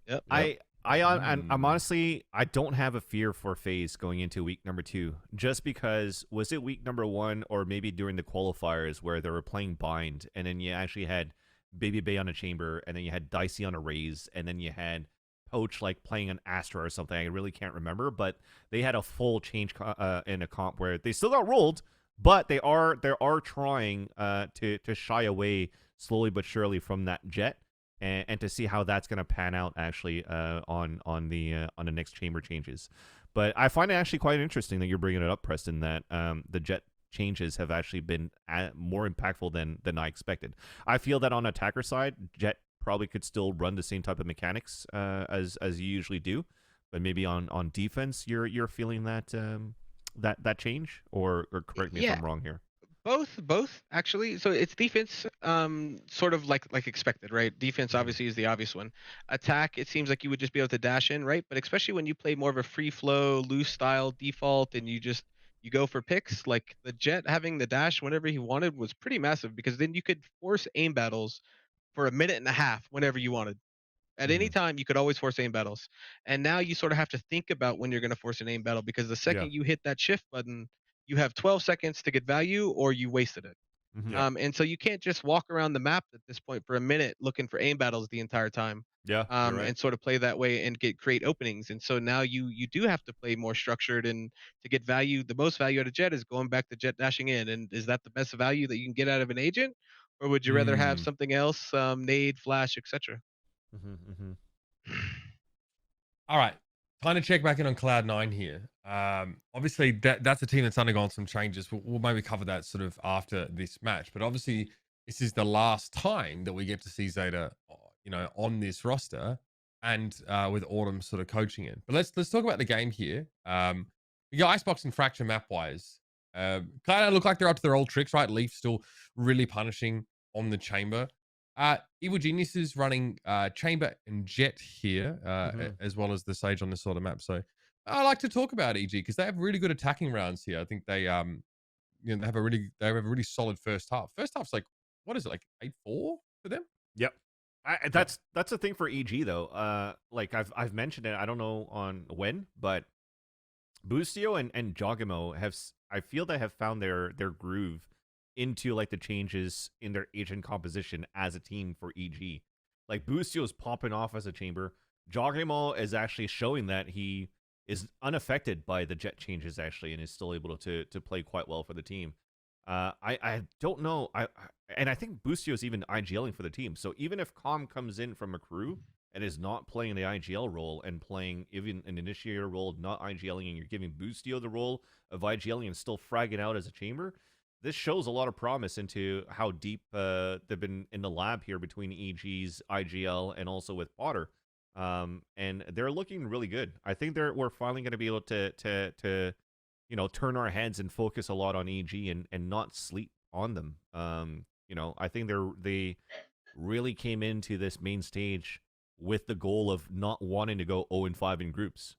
I mean, they still went 0-1 today or last weekend against C9, but to bring this game into like a triple overtime is already a great start when C9 has supposed to be that powerhouse coming out from the stage 1, right? Even if they didn't qualify to Iceland. Yeah, I mean, I think that you see nine. I don't know. When I'm on this show and we sort of start to segue into a match that involves EG, my question's always like, how's this team developing? Are they actually getting to the point where they can start to pressure top teams? So I think we're seeing that now, which means that like I think we're gonna have to change the way that we sort of talk about this team, because they're in a very, like Preston said, this is the kind of competition now where it is anyone's game, because we have like the 12 best teams across both of these sort of groups here. The Icebox, obviously, like Van said, I think we went to 28 rounds on this particular map. EG still threatening to sort of take the game away the entire time, and even Fracture, to be fair, wasn't bad from EG, right? I mean, this team is rapidly developing into a threat here, and I kind of want to focus a little bit on Boostio, because Vance, he's the kind of player that you tend to highlight when we talk about EG. Yeah. I think that I think he doesn't play the Jet, right? I think he used to. That's the reason that why played the Jet on this team when they had the Fracture comp, right? And when they had the Chamber comp. Yeah, so when EG in the past were going into like these their old comps, how I want to put it is that you usually have Reform playing a Sentinel role like a Killjoy or something. Yeah. Then you have Boostio playing the Jet as the IGL, and then you had Jogimo playing Initiator as KO as well, with their with Foe being the IGL, and then XYZ. So ever since they brought in now Apoth Com and changing the roles around here, I feel that it's been suiting him quite well. I think Reformed is able to play a little bit more of a flex role and still able to frag out, where he doesn't have to stay behind around like Cage or Utility. So that's another layer into it. But I think now Boostio, as I saw the talent that he had playing as a Jet when it was like early days. I was like that Overwatch team that they moved over. It was like Second Wind, I think it was called. And then it was like, okay, I see potential now in Boostio in an op. But then he wasn't putting up those numbers, being like the frag finder that they needed for EG. And now that he's playing the Chamber, though, he's able to play like, the angled TPOA Chamber type of playstyle. Which now, again, what happens in week number 2, now that Boostio is not able to... Well, I'm not going to say not, but now that they only have one trip, how is that going to change the playstyle here for EG? If they still keep the Chamber how much there, does that change the playstyle for Chamber in general, do you feel? I mean, like, how impactful is that? Correct me if I'm wrong here, Preston, but from my experience of watching all these games, that the second alarm bot really doesn't do that much for me, compared depending on what map you're kind of playing. But like, for example, if you're looking at Fracture here and you're placing a trap towards that dish side, but your Chamber is still playing on B like Boostio currently is, I think you're still covering enough ground, because Boostio with a trademark Headhunter looking down towards the B stairs is already going to be an alarm bot in itself that has its capability as well. So I think to be able to do that, and then trying to see, again, if Preston's going to say, if we're going to bring another Sentinel in for that extra information, then the Chamber, the trademark just has too much value right now. Okay. Or, sorry, the Rendezvous just has too much value right now for Chamber to eliminate him. So what I actually have been told, sort of, because EU and LATAM or APAC, I believe they were playing on single alarm bot Chamber for week 1, I believe. And so what I've sort of heard is sort of that what they're doing is sort of treating him as a duelist now, and then he gets to use the alarm bot for himself selfishly. Interesting. And then you play around it like that. And so I think maybe we could see some more double Sentinel comps, and like I said, with Chamber playing the duelist role. Especially on maps like Breeze, like Icebox, the maps where you traditionally the duelists haven't brought insane value already. And so I definitely think we'll see more and more of that. As far as Boostio and like EG and like his play style and stuff, I think they remind me of almost like a lesser experienced LG, in the fact that if Boostio drops 25 or 30, they can beat anybody, right? Yeah. And I think he's just a little bit less consistent than B-Dog in that way. I think he still does it pretty often. Like his stats and stuff on Chamber have been for a while, and they've been playing this comp and these guys playing this way throughout the past month or so since comp's been there, I'm pretty sure. And he pretty consistently drops bombs. He's just I would say a little less consistent B dog, but they still have the same threat level as like a LG, I think, as far as beating the top teams on the right day. I mean, I kind of like the idea of these teams using Chamber as a duelist because he's more flexible than Jet in terms of posting out on angles and getting out scot free. And obviously, he also has the ability to be low econ for a round and still have operator pressure. Yeah, at this so point, he's a almo- better Jet. Yeah. Yeah. That's just mental to me. I can't wait to watch got these me. VODs for Cloud9 because the Icebox comp was probably one of the things that I was like, you probably get a good value with like a Fade and KO, or like I was even thinking like a single initiator Fade as other things. And to see that Cloud9's been running it, I want to know how you're gaining map control in that B side.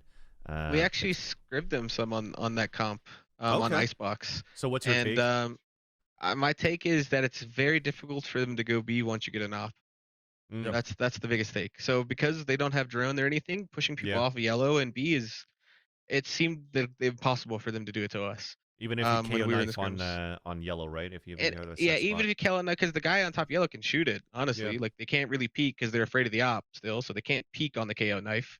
Mm. And so you're able to just shoot it from on top of the yellow and then just hold Mm-hmm. the angle, especially if you get a second person posted there with you, Interesting. to hold while you do that kind of stuff. But I think there's way around it. And that was early in the week. I'm sure Mhm. they've perfected a B take a little bit more. You could probably find some cool eyes. A lot of the eyes you can really do is like land on random roofs in the middle of nowhere, and you can't really Yeah. even see them unless you're like looking straight up in the sky. You know what I mean? So Yeah. I think there's probably some unique things you can do. I think it's just going to be very difficult to play that map in particular without Sova. Mm. I mean, they Let's obviously won. They won, so. Yeah. let's have a look at next week's games as well. See if there's any ones that you guys want to highlight as must watches here. But FaZe LG, Ghost Guard, TSM 100 Thieves. I mean, that's going to be for that fucking fascinating. clout. Yeah, OpTic C9 obviously is going to be huge here. But Yep. what are the sleepers here? What are you guys the matchups you guys think could be the most fascinating, most interesting? EG Sentinels, I think, is going to be a good one. Because as much as we're seeing, like I said, EG is like on an upwards trajectory, and Sentinels is like in a shaky position. This is like a very good test, like a very good pulse for both of these teams. Where for Sentinels is okay, well, they needed to fix on a couple of things. We still don't think that, at least for me, that they're into that top 10 in North America yet. Will they shut me up and then dominate EG? Or will EG now finally have that type of like structure that is able to suppress and overtake a team that's shaky like Sentinels, and then get that confidence to continue within the groups? I think that's my match of the week to watch outside of the clout. You guys can't tell me that this roster change for Cloud9 is good for them, right? There is like no world where this did they even have a fucking say in this? Obviously, for those that don't know, T1 have announced that they're acquiring Autumn and Zeta, but they're not moving to Korea, which is something to bear in mind. So can someone please explain to me what the incentive is for players literally on a VCT team going over to a team that is not in the VCT for the remainder of this season? Like, what the fuck is going on? It's like it's just fat stacks. Are they just getting a ton of money? Oh, Yeah, I'm not really even sure. Like, we actually, so I think Cloud9 has known about this at least for a little while. We played them during the week, like I said, in the scrims, and Zeta wasn't there. So they've at least known for a few days prep before VCT that they knew Zeta wasn't going to be there after that match. And I don't really know how it came along. Just as random as it is to you guys, it felt that random to me. Obviously Curry is a great player. They know him from CS. And so like that sort of makes sense, but I don't really Chaos. know like how it happened, especially with this kind of timing. After the season has pretty much already started, I think obviously they're still going to do great. They're still going to do amazing, but they're definitely going to have to adjust some things Yeah. to incorporate Curry. And I feel like somewhere like Cloud9 could be somewhere where Curry excels way more than what he's shown so far under T1, obviously. I just feel that C9 and T1, it screams to me that they're, in the talks of the franchising for 2023, and probably both C9 and T1 have good chances of being part of that franchise. And then it was mentioned from Autumn and from Zeta that they were looking for better challenges within Valorant, and apparently North America too. And they always thought that T1 was like a very prestigious brand and organization to play for, especially if you're from Korea. Just probably because of Faker, right? Faker in T1 and League of Legends is a great name. League of Legends for T1 is also a That's great exactly org. what the Comcast motherfuckers wanted when they bought the brand. Yeah. That's exactly what they wanted. Yeah. Because Joe Marsh loves Korean esports. He fucking loves it. This guy is just, he fucking loves it, man. But this team is not going to Korea. This team is not even going to be full Korean, from my understanding. At least that's not apparent to us right now. Obviously, there's Saya and now Zeta on this team, but I don't. It definitely seems like a play for next year. But I think Jack posted on a Reddit thread about this. You can go and look for this yourself if you want. And he implied that this was something that they wanted. They want it, exactly. That Zeta and Autumn wanted to make this move, which is bizarre considering T1 as a roster is just completely, their image is marred by mismanagement, right? I think like we always talk about on this show, like some of the extremely questionable things that we heard from the Valorant division. I mean, we had people come on the show to talk about their personal experiences with it, right? Also, what happened in South Korea right now, they're doing great, obviously.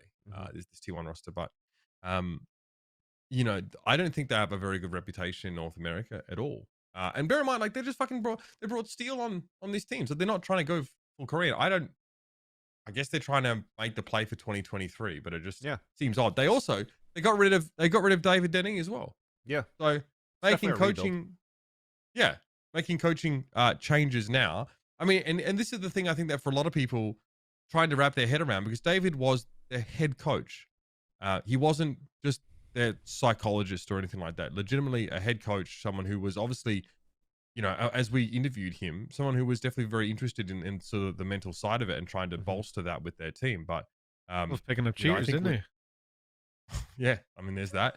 But then, I think T1 realized, hey, we want a coach, one that is sort of, I mean, I guess any coach can tell their team to go sewers, right? Yeah. But Autumn joining this roster definitely feels like they're making a play for a very known quantity in a coaching role. Here you go. Nice job to find this. Yeah, and my bigger question is, how is C9 going to look in this right now? Right? Like, are they going to be able to continue a good run and like the high ceiling that they've already set, or the high bar that they've already set since LCQ for 2021 for me? My first initial reaction is I'd like to say yes. I think Curry does have the firepower for it, but I just want to know how the synergy is going to look. Of course, the synergy with these 5 players is going to gel because, as Juvenile mentioned, they know each other from Counter-Strike, and I'm pretty sure Curry played with Chaos at some point as well. So you're getting that reunion right there. But where that synergy that I'm talking about is how are these roles going to mesh out? Because I think Curry's most recently, before T1 got out of these roster changes, was that he was playing a lot of flex roles with like a KO and like Sky, and like a flex role as a KO is Zeppa right now, and he's playing that super well. Is Curry going to go into more firepower positions as a chamber or something when Mitch, being flexible as he is, could go is he going to move back a to Silva or Sentinel? something? Exactly. So there's a lot of shit that I still want to try to figure out where Cloud9 is going to be headed to. And already it's going to be in a couple of days where we know if there's going to be some major changes or not in their rules. Yeah, I guess it kind of sucks. This is what happens, by the way, when like something bigger gets announced for the next year. People start making a play for the longer game and like their prospects. Look, I'm not saying Curry on C9 is not going to sink their ship, right? Again, he's back on with his old Chaos teammates, so that's fine. But it's pretty clear to see like that people's sights are set a little bit further than champions this year, which is fair enough. I'm sure that for Preston is his eyes are fucking locked on his next week matchup against 100 Thieves, which is going to be kind of sick. Before we let you go, how are you feeling about that one? How the boys feeling? Obviously, you're looking to bounce back after week 1. Yeah. I mean, obviously we lost week 1. Currently we're 2-0 against TSM. Or not against TSM, against 100 Thieves. You guys beat yourselves on Breeze. Is that what you're trying to say? I know. Basically, we did. We do quite often, honestly, on most maps. But I feel like obviously they've improved a ton. It's going to be complete different comps this time going in, probably complete different map pool going in.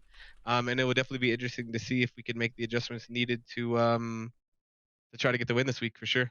I feel overall pretty confident. I think the players feel confident. And I think you could obviously continually. I will always have some unique stuff coming into the matches. So Hell yeah. definitely always fun to watch. Looking forward to it, and thanks a bunch for coming on the show. Thanks for helping us make sense of the sort of primordial soup that is week 1 of VCT. Always a ton of questions that we have, I think, sort of whenever we kick off with this group stage, and I think next week as well on a bit of a new meta, we'll have plenty more of those. So good luck, TSM. Thank you very much, Preston, for joining us. Ladies and gentlemen, we'll be back after the break. We're going to talk EMEA VCT, because obviously that's happening. We're going to bring Coach Emil on. Mitch is going to start talking. Bit, so yeah, don't go too far. We'll be back. Sorry, Mitch. If you've enjoyed the show, please like and subscribe, and make sure you hit the bell for the future noties, but also comment below with what you'd like to see in our future shows. Welcome back, everybody, to Valorant. We spent a decent amount of time talking about NA. I mean, it's crazy. Only 6 games. Took us about a fucking hour. That sounds about right. Sorry. Pretty standard stuff. You know, for someone who didn't watch the games, you had an awful lot to say about it, Van. So I was going to say, I did pretty good here. Conversely, I mean, you didn't let Mitch get a word in edgewise in that last segment, so I mean that's business as usual when we cover our regions. You can shut the fuck up for this next one, is what he's saying. Oh, okay, see ya. All right, I'll we're getting through this in 20. All right, I'm gonna play Vampire Hunters now, or Vampire Survivors. Sorry. So obviously, like you know, VCT EMEA was pretty adversely impacted by what was going on in Ukraine and from Russia sort of last stage. Still, obviously. That will probably have effects going forward, but we have a VCT EMEA right now to talk about, which is great. So we can actually focus on what we're sort of seeing coming out of the region. To help us talk through this is someone that I've been aware of for a long time. We watched him play in like 2016, 2017, really in early Overwatch days. But now Emil is the head coach of GuildX, so very much involved now in the Valorant scene, and again, like a real authority on sort of what's going down in EMEA. Emil, thanks for joining us, man. Great to have you on the show. Thank you for having me here. And it's exciting to finally talk with you, Uber. It's from 2016. It's nice to be here, finally, and have a conversation. Absolutely. Yeah, the good old days indeed. Obviously, Emil, for those who, some people may know you, especially if they were Contenders fans or they ever watched like a lot of Overwatch in the early days, but also now, obviously, you sort of transitioned into less of a player-based role. Tell us a little bit about what you're up to right now with GuildX and sort of how your journey through Valorant has been.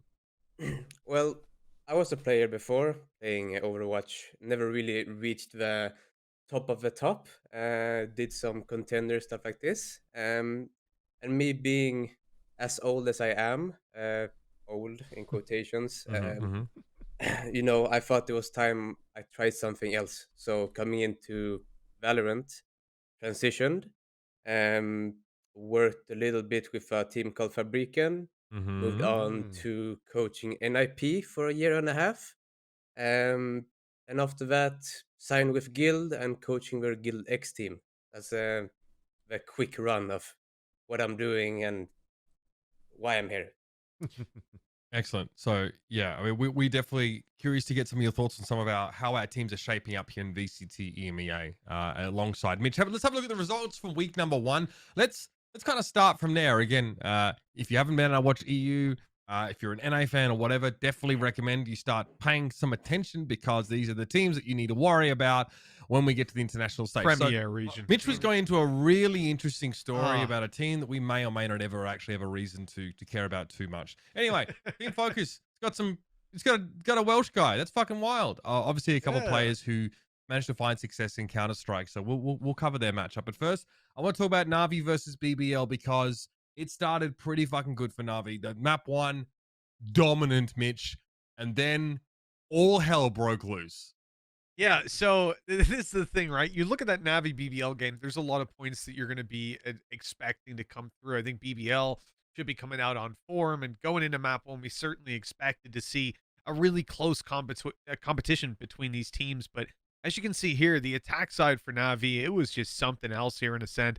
They were able to completely dominate, building up just an stupid lead, and set us up for what I was quite scared would be just a very one-sided game. I mean, on paper, it certainly looked that way with a bunch of BBL's players not really able to show up to start things out, and really not the way you want to be kicking off your VCT season. This was opening game as well, of course, game number 1 of the whole tournament. So it was a surprise to see BBL look this weak coming into the season. I love Navi. Okay, so seeing them lose kind of broke my heart a little bit. I used to coach JD for almost a year. Yeah. Yeah, and I'm always cheering for them. And I know now JD has left and they have someone new. So maybe for me, it's just Navi kind of trying to figure stuff out with Cedi. But yeah, I really hope they, you know, pick it up a little bit because I'm a big Navi fanboy. Let's just put it out there. So Mhm. Yeah, I think the key thing, right, coming into this matchup is that in their group, you've got Liquid, Guild, and M3C. Those teams are likely to be the ones pushing in to the next stage, right, into playoffs. So, because this is then leaving us with Big, Navi, and BBL. One of those teams is going to more than likely.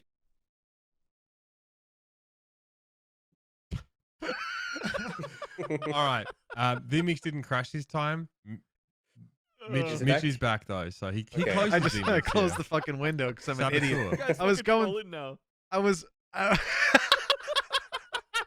But yeah, so basically, what I'm saying is, you've got 3 teams fighting for basically to avoid the relegation spot, and now, you know, at least after map 1, that very long round we just saw, it's like with sheriffs. But at least after map 1, you come out of it with the sense that Navi are kind of avoiding that, right? They won map 1 dominantly. I don't even want to see the second clip of map 1, to be honest. They smashed them. Let's go straight on to map number 2. Let's talk map 2. Yeah. Because Kushner had a fucking sick one, didn't he? Up on the chamber. This was long though. This was like a 9-round overtime. Yeah, this was a really, really girthy map that we saw play out. You know, when we looked at that first map, like I said, BBL looked weak. They looked way off form compared to what we thought they would be at coming into this.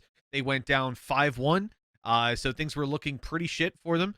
Then 7-2, you know, again, Navi were just clocking up rounds, looking like this was going to be an easy close to the series with their attack side up next. But like you said, Cutie, this guy was just fucking popping off, man. Like every single round, he was there for multiple kills. He was 8 out of 10 opening duels. He was involved in 10, and he won 8 of them on this map. And look, with a chamber, that's exactly what you want. That guy to just be able to run around, be able to duel. And when he had that tour de force out, or when it was suppressed, he was able to take a lot of heads. That's crazy. I feel like if you have a chamber that's popping off, then it doesn't matter who's the best team, who has the best strats. It's pretty much over. Like all of these entries you can get to the chamber, it's very annoying to play against. Just, you know, let's just put it out there. It's pretty crazy. I mean, this game goes and it goes.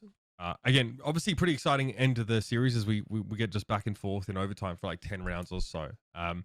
It's the third map here where like you start to get a little concerned for Navi because as we move to Fracture, they get. I mean, I think they end up winning. They end up winning their first buy round.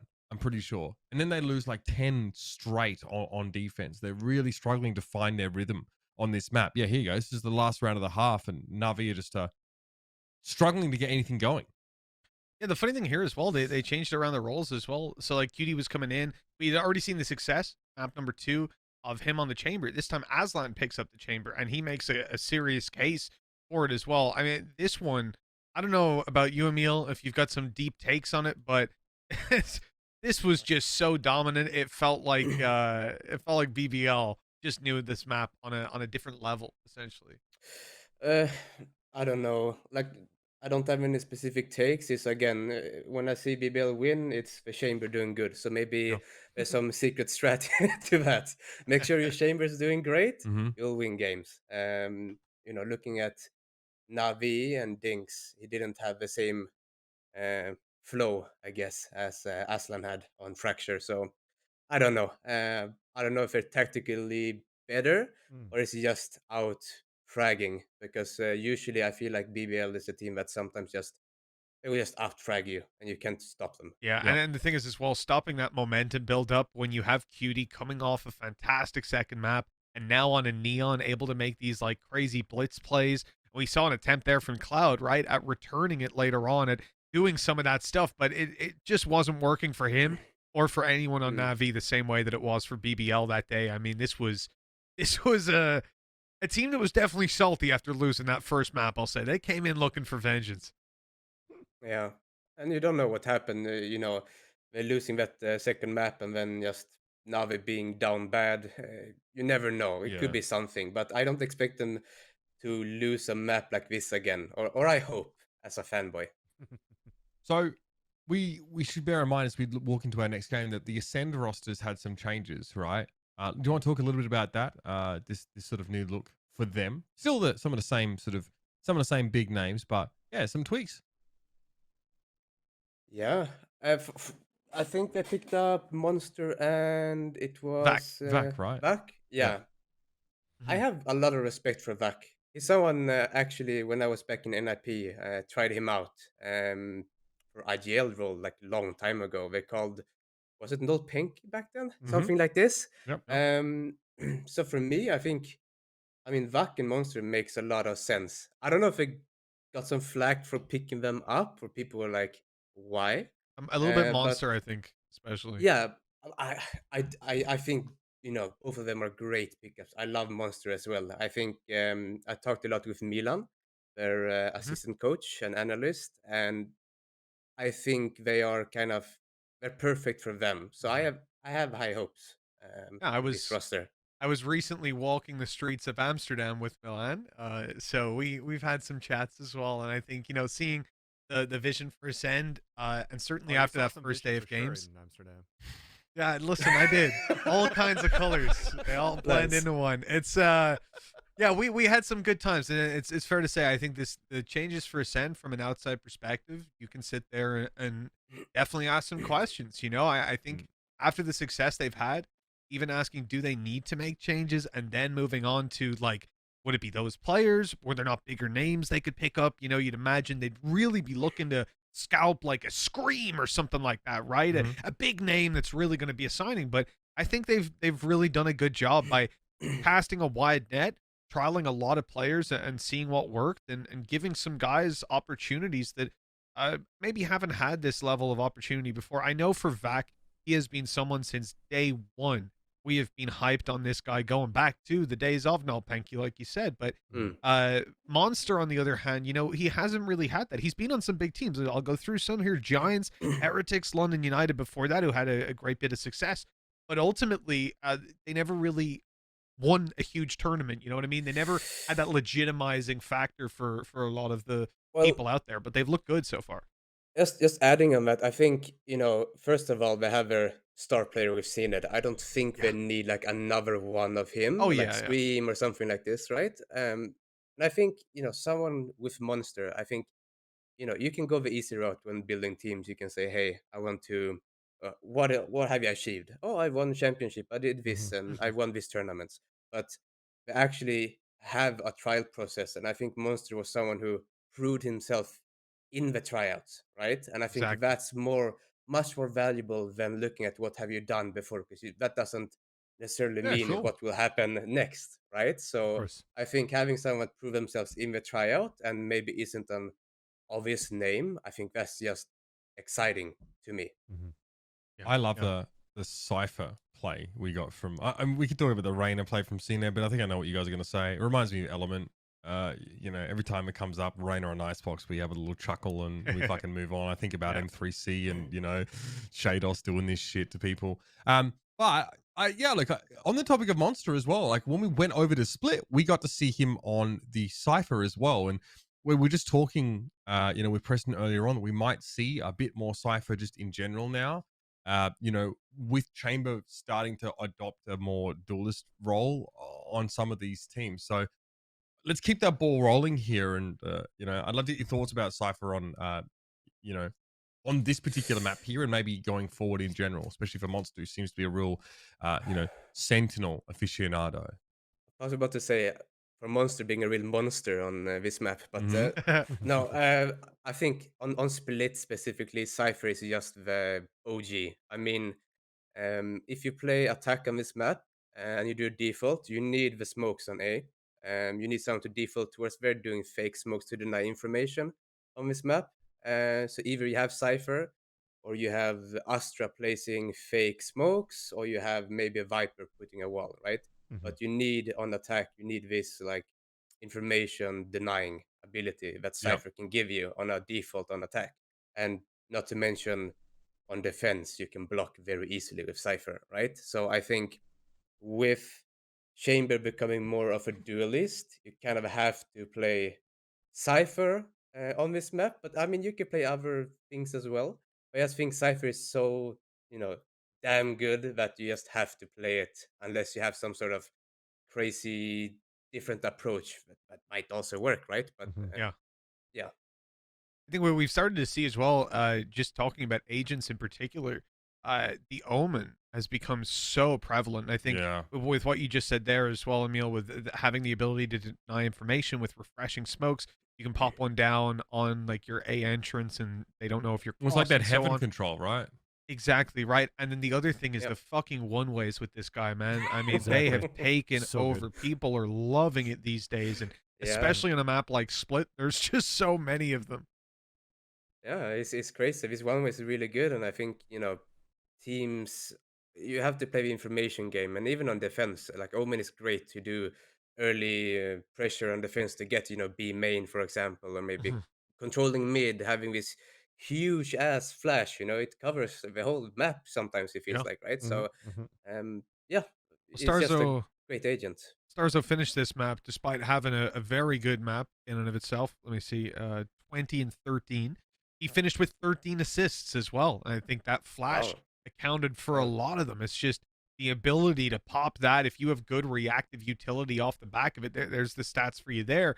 A lot of the time it's going to be used with someone like Zeke just blitzing in, taking that little bit of space while you're full blind. And well, now you got a problem because you can't see him, and it's fucking Zeke. So I was interested by CNED taking the Jet as well. I think that it worked decently for him with the way that they want to set him up on angles, but it's the funny this I don't know what to call it, almost like the CNET effect. You look at a situation and go, this, sure, it works. There's positives to it, but I think this is all in all a bad decision. Objectively, there are better agents to play. And then you look at him playing in the round and you go, fuck that, never mind. He wouldn't be able to do that with anyone else. I mean, it's such a good observation. Here's the thing, right? What's best meta-wise? Like, I would say, if I got to choose, I mean, Fade and Race on this map, like, hello, come on, like, insane. But, you have to, as a coach myself, you have to like, okay, what do we have? What piece of a puzzle do you have in the team? Well, you have CNED. What is CNED good at? Well, doing CNED things, okay? So is trying to force a meta right now, this week, good, or we will have more value this week? Just let's do comfort. Let's just do what you know best, and let's just focus on that. And I think, they focused on comfort and playing Jet, which is fine, and it worked, right? Yep.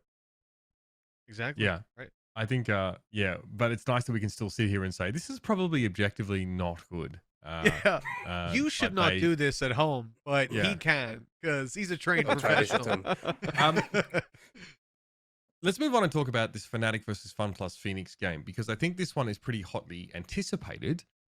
Bearing in mind that Fnatic have this new look roster, right? Obviously, they had to make these changes. Enzo obviously is coming on sort of for the longer term. And then Alpha Year as well joins, obviously Turkish player, with as far as we're told, a ton of potential. That's exciting. Obviously, as this team sort of had to kind of rebuild on the fly, and it's really marred their Iceland prospects. So not a great situation to have to sort of get out of. What the fuck am I watching? What is this? I'm sorry.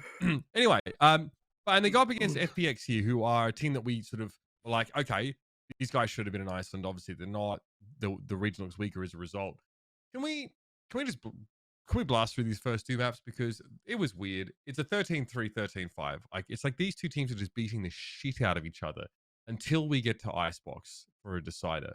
I do want to kind of, you know, in recognizing that, I do want to sort of get some takes on how this roster is now shaping up, right? Because we got to see, you know, then Fearoth, now Enzo, play in Iceland. And, you know, I think that he did really solidly in general. How does this new roster sit with our big brains here? So I'm gonna lead this with my opinion on it, Emil, and you can let me know if you disagree. Just talking on the first two maps.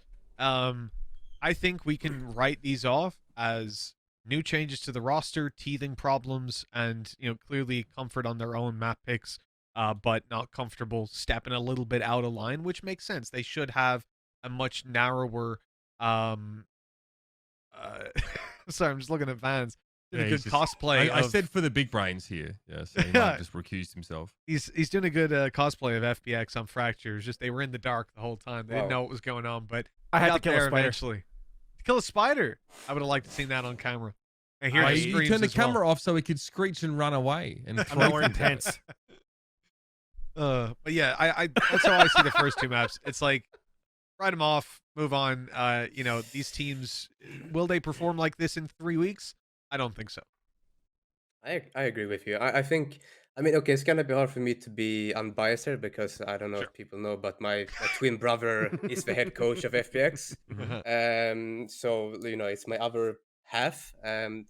But yeah, I think it's just like the first games for both Fnatic and for FPX. I think FPX can play much better. I think Fnatic can also play better, like with their new changes. So I think for me, like I don't want to speak too much. I think it's interesting the changes that Fnatic have done, and their new player Alphager, if I say it correctly, I think it's insane. I think just stat wise, like wow, right?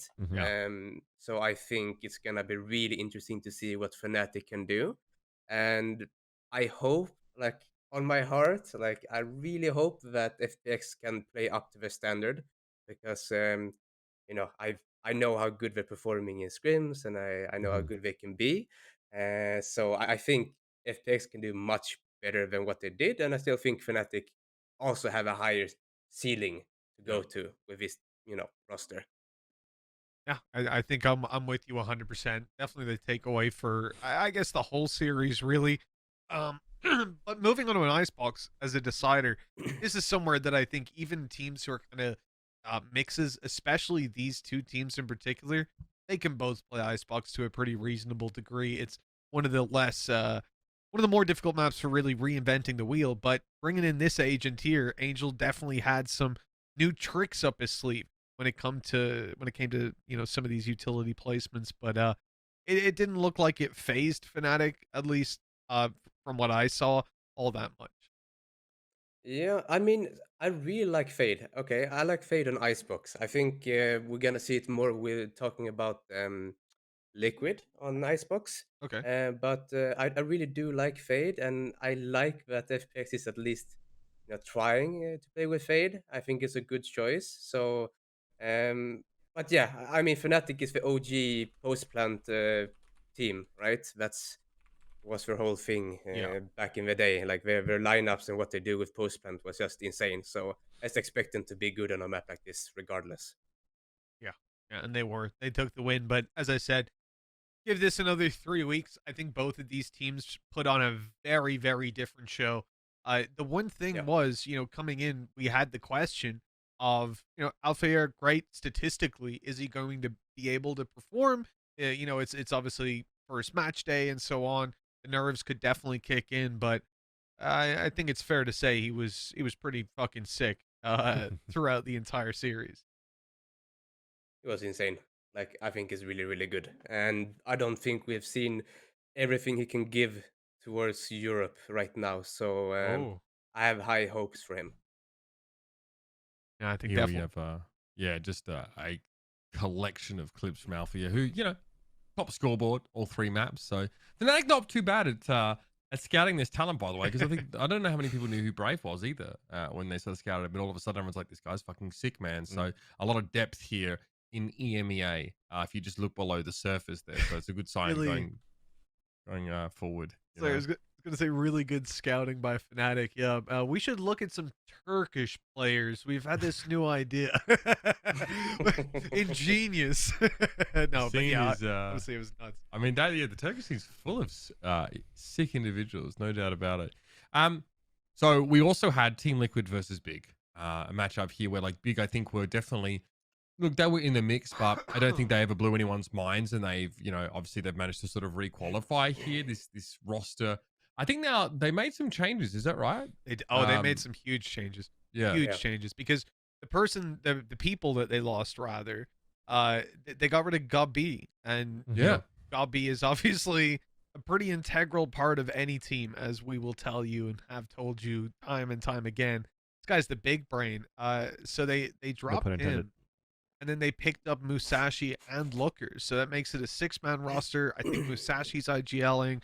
I know Looker has a lot of experience, and I know that he wants to IGL as well, in the absence of, like, when there's opportunities there, he'll secondary call, and I know he wanted to mess around with first calling as well. But there's a lot of possibility, a lot of potential on this team. But again, what it boils down to for me is Big have always been a meh team. They're like a slot filler. You know, I never expect to see them in a semifinal even, or even a quarters.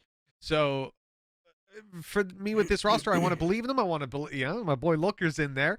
But the reality is I got to see results before I start to get on that train. And their group is pretty tough at the moment. So I think they're favored to go out bottom, from my eyes, at least. If not Navi, depends on how they shape up. Is this match worth going back and watching at all? It looks like a bit of a GG go next. I think it's worth. I think so. At least Icebox, because for me, if you want to look at Fade being used, because he's a pretty new agent, I think look at what Liquid did on defense on Icebox, because they used Fade in a way I really like them. Like, they played the Fade and Race, and on Icebox you have to block, right? You have to block the plant. You don't want to play post plant because of all the lineups, stuff like this. So imagine you're attacking and you tap the bomb. Here comes the Fade. What do you call it? Root, shackle, whatever you want to call it, right? And race nade. 100% you kill the planter. What are they gonna do, right? And you see them trying to line that up on A all of the time in Liquid, right? Trying to get this combo, and it's such a good combo on defense. It's a good combo here. It's a good combo on split. So I just hope to see more of that. Like, I really liked Liquid going for it, like Soulcast playing Fade, trying out these new like set combos to kind of deny plant on this map. So I just really like that from Liquid, and I just hope to see it more in the next games as well. So I like this, just me personally. Sad for Sliggy. I'd like to see what would right. I mean, and he mentioned that he had left the team after Iceland, right? Yeah, exactly. Yeah, they have a new approach with I think they have someone new that I don't know if it's announced, but I mean, it's exciting to see their new approach without Sliggy. Even though I have tons of respect for Sliggy and everything he did, I think maybe they needed like a fresh approach to it. So makes sense. Yeah, I mean, this team. Let's just be honest with each other. I think this team was on the verge of probably disbanding before Iceland, or making some big roster changes. You can definitely sort of see that they were just not feeling good, and they artificially, Iceland kept them together in that look for a bit longer. And following that, with Sliggy departing the team, maybe not a huge surprise. Definitely something had to give there. So hopefully for Liquid fans, like, not much more has to give. Maybe a fresh approach is going to be able to revitalize them here. That's not I mean, that really wasn't a series where they were going to be tested in a real way, though. It looks like they could play to their fundamentals and come out on top. Talking about games that are supposed to be stomps and then don't turn out to be them, trust G2 to be involved in a game that should be fucking easy, and yet it's not. So, but again, this focus roster, we tried to talk about it, and even the mention of their name was so cursed that it crashed VMix twice. But this ends up being a really close series, rather. Yeah, it was. Starting out the day, I obviously you look at the roster, you go, Yugi? What? And like, that's not the same guy. You check it out, you see the link Twitter, it is, okay, right? We got Vong showing up like crazy. I wasn't really, I mean, I'd seen Vong before on Movistar Riders, but again, decent team with Mickey Boy and stuff, but nothing to write home about. This is still something that I look at, honestly, guys, and I scratch my head and I think I don't know what the narrative is here. I don't know if this is G2, in dire straits. I don't know if this is G2 just being G2. I know what their socials team would say. Yeah, it was a 2-0. We won it easy. It was all part of the plan. Just doing it for the fans, But I don't know, man. I want new challengers to step it up. So I'm hoping that Focus are going to give us that reason to believe next week, right? And to really compound those results. Yeah, I don't know. I'm team Focus now, okay? Because Okay. I'm hearing we don't know who they are, like we underestimating them, and I like underdogs, so I am now Nice. team Focus, Nice, okay? nice. Let's go.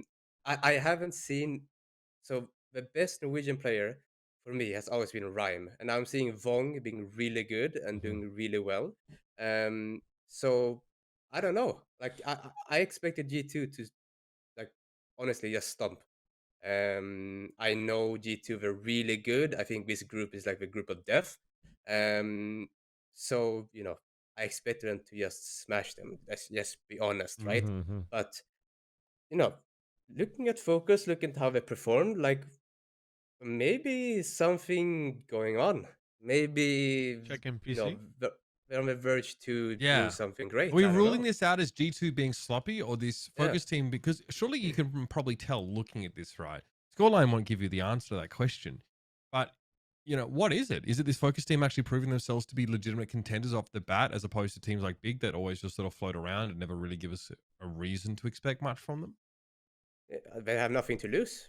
I mean, coming into this group, right? You be placed in this group as Focus, right? What do you have to lose? You have only wins. If you lose, then it's expected. Okay, we lost. We did our best. So they can only go upwards, and I think for them that's a powerful thing and a good weapon to use. So I think they're in a good position maybe to do something good, get some confidence from almost beating G2. Saying that, I don't want to bet on this, so please don't tweet at me if I'm wrong and they're bad. But I mean, I have my hopes up at least. I mean, it said that in their qualification, I think they also 2-0'd Big. So already they position themselves as a team that can, at least keep their head above water or off the bottom of the tables here. All right, well, we'll keep an eye on it. G2 are frustrating, man. I fucking thought they'd sort of do something in Iceland, but they continue to be really mercurial. A team that you just I want to don't know believe. which It could iteration happen. of it that you're getting. Just believe. Keep believing, Uber. It's gonna happen. Manifest it. I mean, yeah. Okay. Let's talk about. I think we saved the sort of the best for last here. This is an actually insane result. I think it's quite incredible. Guild versus M3C. I think that a lot of people expect M3C to burst back onto the scene in a big way, and obviously like the frustration of not being able to represent the region in Iceland definitely sort of fuels them forward. But I think we need to talk about this Guild team is continuing to find another level. I think they really started to, their stonks really rose last VCT, I think, EMEA, and looks like they're not stopping there. I mean, we start off on a scent where Guild, I think they put like a 7-1 round lead together before M3C start to get a few back here. This team's looking really scary, boys. Yeah, I'll start by saying if you look back through their results, I mean, it was M3C, one of the teams that destroyed them. Previously, it was 13-11 and 13-6. That's what it was over on Bind. These teams have met before, and Guild last time around, you're trying to qualify for Masters. They got stomped out by G2, by Liquid as well. Same results, lost to Fnatic, picking a map up. It was altogether some close maps, but a flat run for them. So coming into this season, they were look. We know it's a team that can do a lot of damage, but last time they didn't manage to really show us that. They had a lot to prove coming into this event and up against M3C as well. No better team to really prove yourself against. What I'll say for these guys is they've clearly put the time in that downtime. When they got eliminated from running a Masters till now, I have no doubt that these guys have been grinding, seeing Trex coming through, opening up this map on a Killjoy. And I mean, this guy was on a roll when it came to the second half. What a lot of people forget, first half, it didn't look too fantastic, right? For Trex himself, a lot of the or sorry, the first half was defensive side. First half, they're picking up a lot of the kills. They're managing to defend sides. Things are looking very easy. But that second half, rather, Drax really slowed it down. And I think, having already been able to put up the numbers, already carried his team through a lot of poor situations on defense where really like he's alone on a site and he's holding off. We needed someone else to step it up, and that's where that good old duo of Safe and Leo were able to close out a lot of these rounds. I think Safe was just diving on a sword a lot as well. Like, this guy was first in, as you'd expect, looking at that comp, and but he managed to walk away with a lot of early duels despite it. It's a fun match to watch. Guild are really relying on Killjoy throughout the course of this series. Just something that you see less of from a lot of other teams right now. Might punish them next meta is the thing, but for now it doesn't seem like anyone has the capacity to really to deal with it all too convincingly. And I think even with like Shados Sova in there, we saw a couple of moments where the utility maybe wasn't dealt with the right way. I wonder if maybe teams are just not so used to playing against Killjoy anymore, but I doubt it's that. I was confused. I saw Safe on Killjoy, which is for me like on Haven, right? yeah. It's funny because back in the day, his first tryout with NIP was playing Killjoy, so maybe he's going back to his roots. No, but for me, Guild, I mean Leo and Safe, they're insane. Like I coached them before. I know Safe from before Valorant. They are the future of this game. You're gonna see them being, Interesting. the next Simple. I can guarantee it. They're insane, right? And I think this Guild team, what they did with their pickups is very smart, where they pick up this kind of really hard fraggers and then trying to kind of merge them and help them to become one cohesive team. And I mean, it's working for them, right? But saying that, I have to be Debbie Downer here as well. I think M3 is not at their full potential right now. Some whispers in my ear and just looking at them, I think everything that's going on with the situation right now is definitely, I think, affecting them. And I know it's affecting, I have a Russian player as well. It's affecting, her. So I think just everything going on is very hard for M3 to kind of perform at their best. Yeah. So, it's definitely good and Gil is amazing. I love them, but I think M3 can do better than what they did. So just wanna put that out there. I don't think this was their level 100%. Yeah, I'm with you on that. I think Guild are insane on Haven as well. So I think it's exaggerated even more so here because you see Guild on form on one of their best maps and M3C, as we're speculating here, getting a lot of they have a lot of bumps in the road with the situation that they're in. And I think one of the big things that people need to take into consideration here is the age of these guys and the situation that they're in. So right now, if you're in Russia, you're not going to be able to go to an international event. As far as I'm aware, that's not even like a riot decision. That's a decision of like you can't physically fucking go there. Like they will not allow you to get to the country. So that's the problem. So your motivation is just like, what's the point, right? Yeah, you can't go get a visa, while you're in Russia. So you're a kid, you're in university. A lot of these guys are, right? Nats is very active on Twitter last year around Berlin and stuff. He was talking about, how he was going to take some time, go to his studies and all that sort of stuff. And you have to think these guys are now faced with a decision of you've got to move to a different country if you want to be able to compete in these international events. If you want to say like 100% I'll be there, you have to move right now. I know a lot of the guys are going to Serbia. Some people have contacts in other places, but the bottom line is if you are staying where you are, going to the university you are going to, if you're keeping your life as close to on track as is possible in this fucked up time, well then fuck your team, right? Because that's what it is. Ultimately, it's not just your decision. It's now also, well, I'm gonna have to, I gotta go to university, but my 4 teammates now have to find someone else and so on. It's a horrible situation as well as everything else on top of it, and having to uproot their lives, or even currently they could be having to think about that. The decision might not be made for some of these guys yet, and it's a horrible time for them. So I think there's no doubt that these guys are not at 100%. No doubt in my mind. I want to add to that as well, like this, esport and it's 50% mental, right? Mhm. Sure. And this is me coming from coaching teams here. It's a lot of mental going on, and it's very hard to focus on being strong mental when everything like this is in the background. How are you gonna give it your all in scrims every day? How are you gonna 100% focus on what you need to do? Yeah. There's so much else going on, and I have witnessed this firsthand, so I know how difficult it is for them. And not only that, as an you know athlete, you're already in a state of like getting judged. Social media, Yeah. everything is just piled onto you. You have to perform to stay in the team. You might be replaced, blah blah blah, all of this. So having all of that, pressure, and then this on top of that, of course, it's gonna affect performance. Mhm. So for me, it's like, I hope we're not that affected, but I think for me, I think we're affected by this, and I think they can do better for sure. Mhm. Yeah, we'll give them a pass for sure. I think that conditions over there definitely warrant this concession. What do you guys think about next week? Let's look at our matches coming. Now that we have taken the initial measure of a lot of our teams here, right? BBL looking pretty scary now, especially after they bounced back in such a huge way in their matchup. We have an FPX versus Guild 2. So two teams that make zero fucking sense to watch right now, going head to head in that game. What are the games to look out for in this coming week? I mean, Emil, I'm not sure how you feel here, but for me, I'm looking at maybe. Yeah, it depends. The situation kind of blurs it, but your Navi mech in an ideal world would be a good game, but who knows? G2 FPX, safe bet though, right? That's going to be a wilder of a game.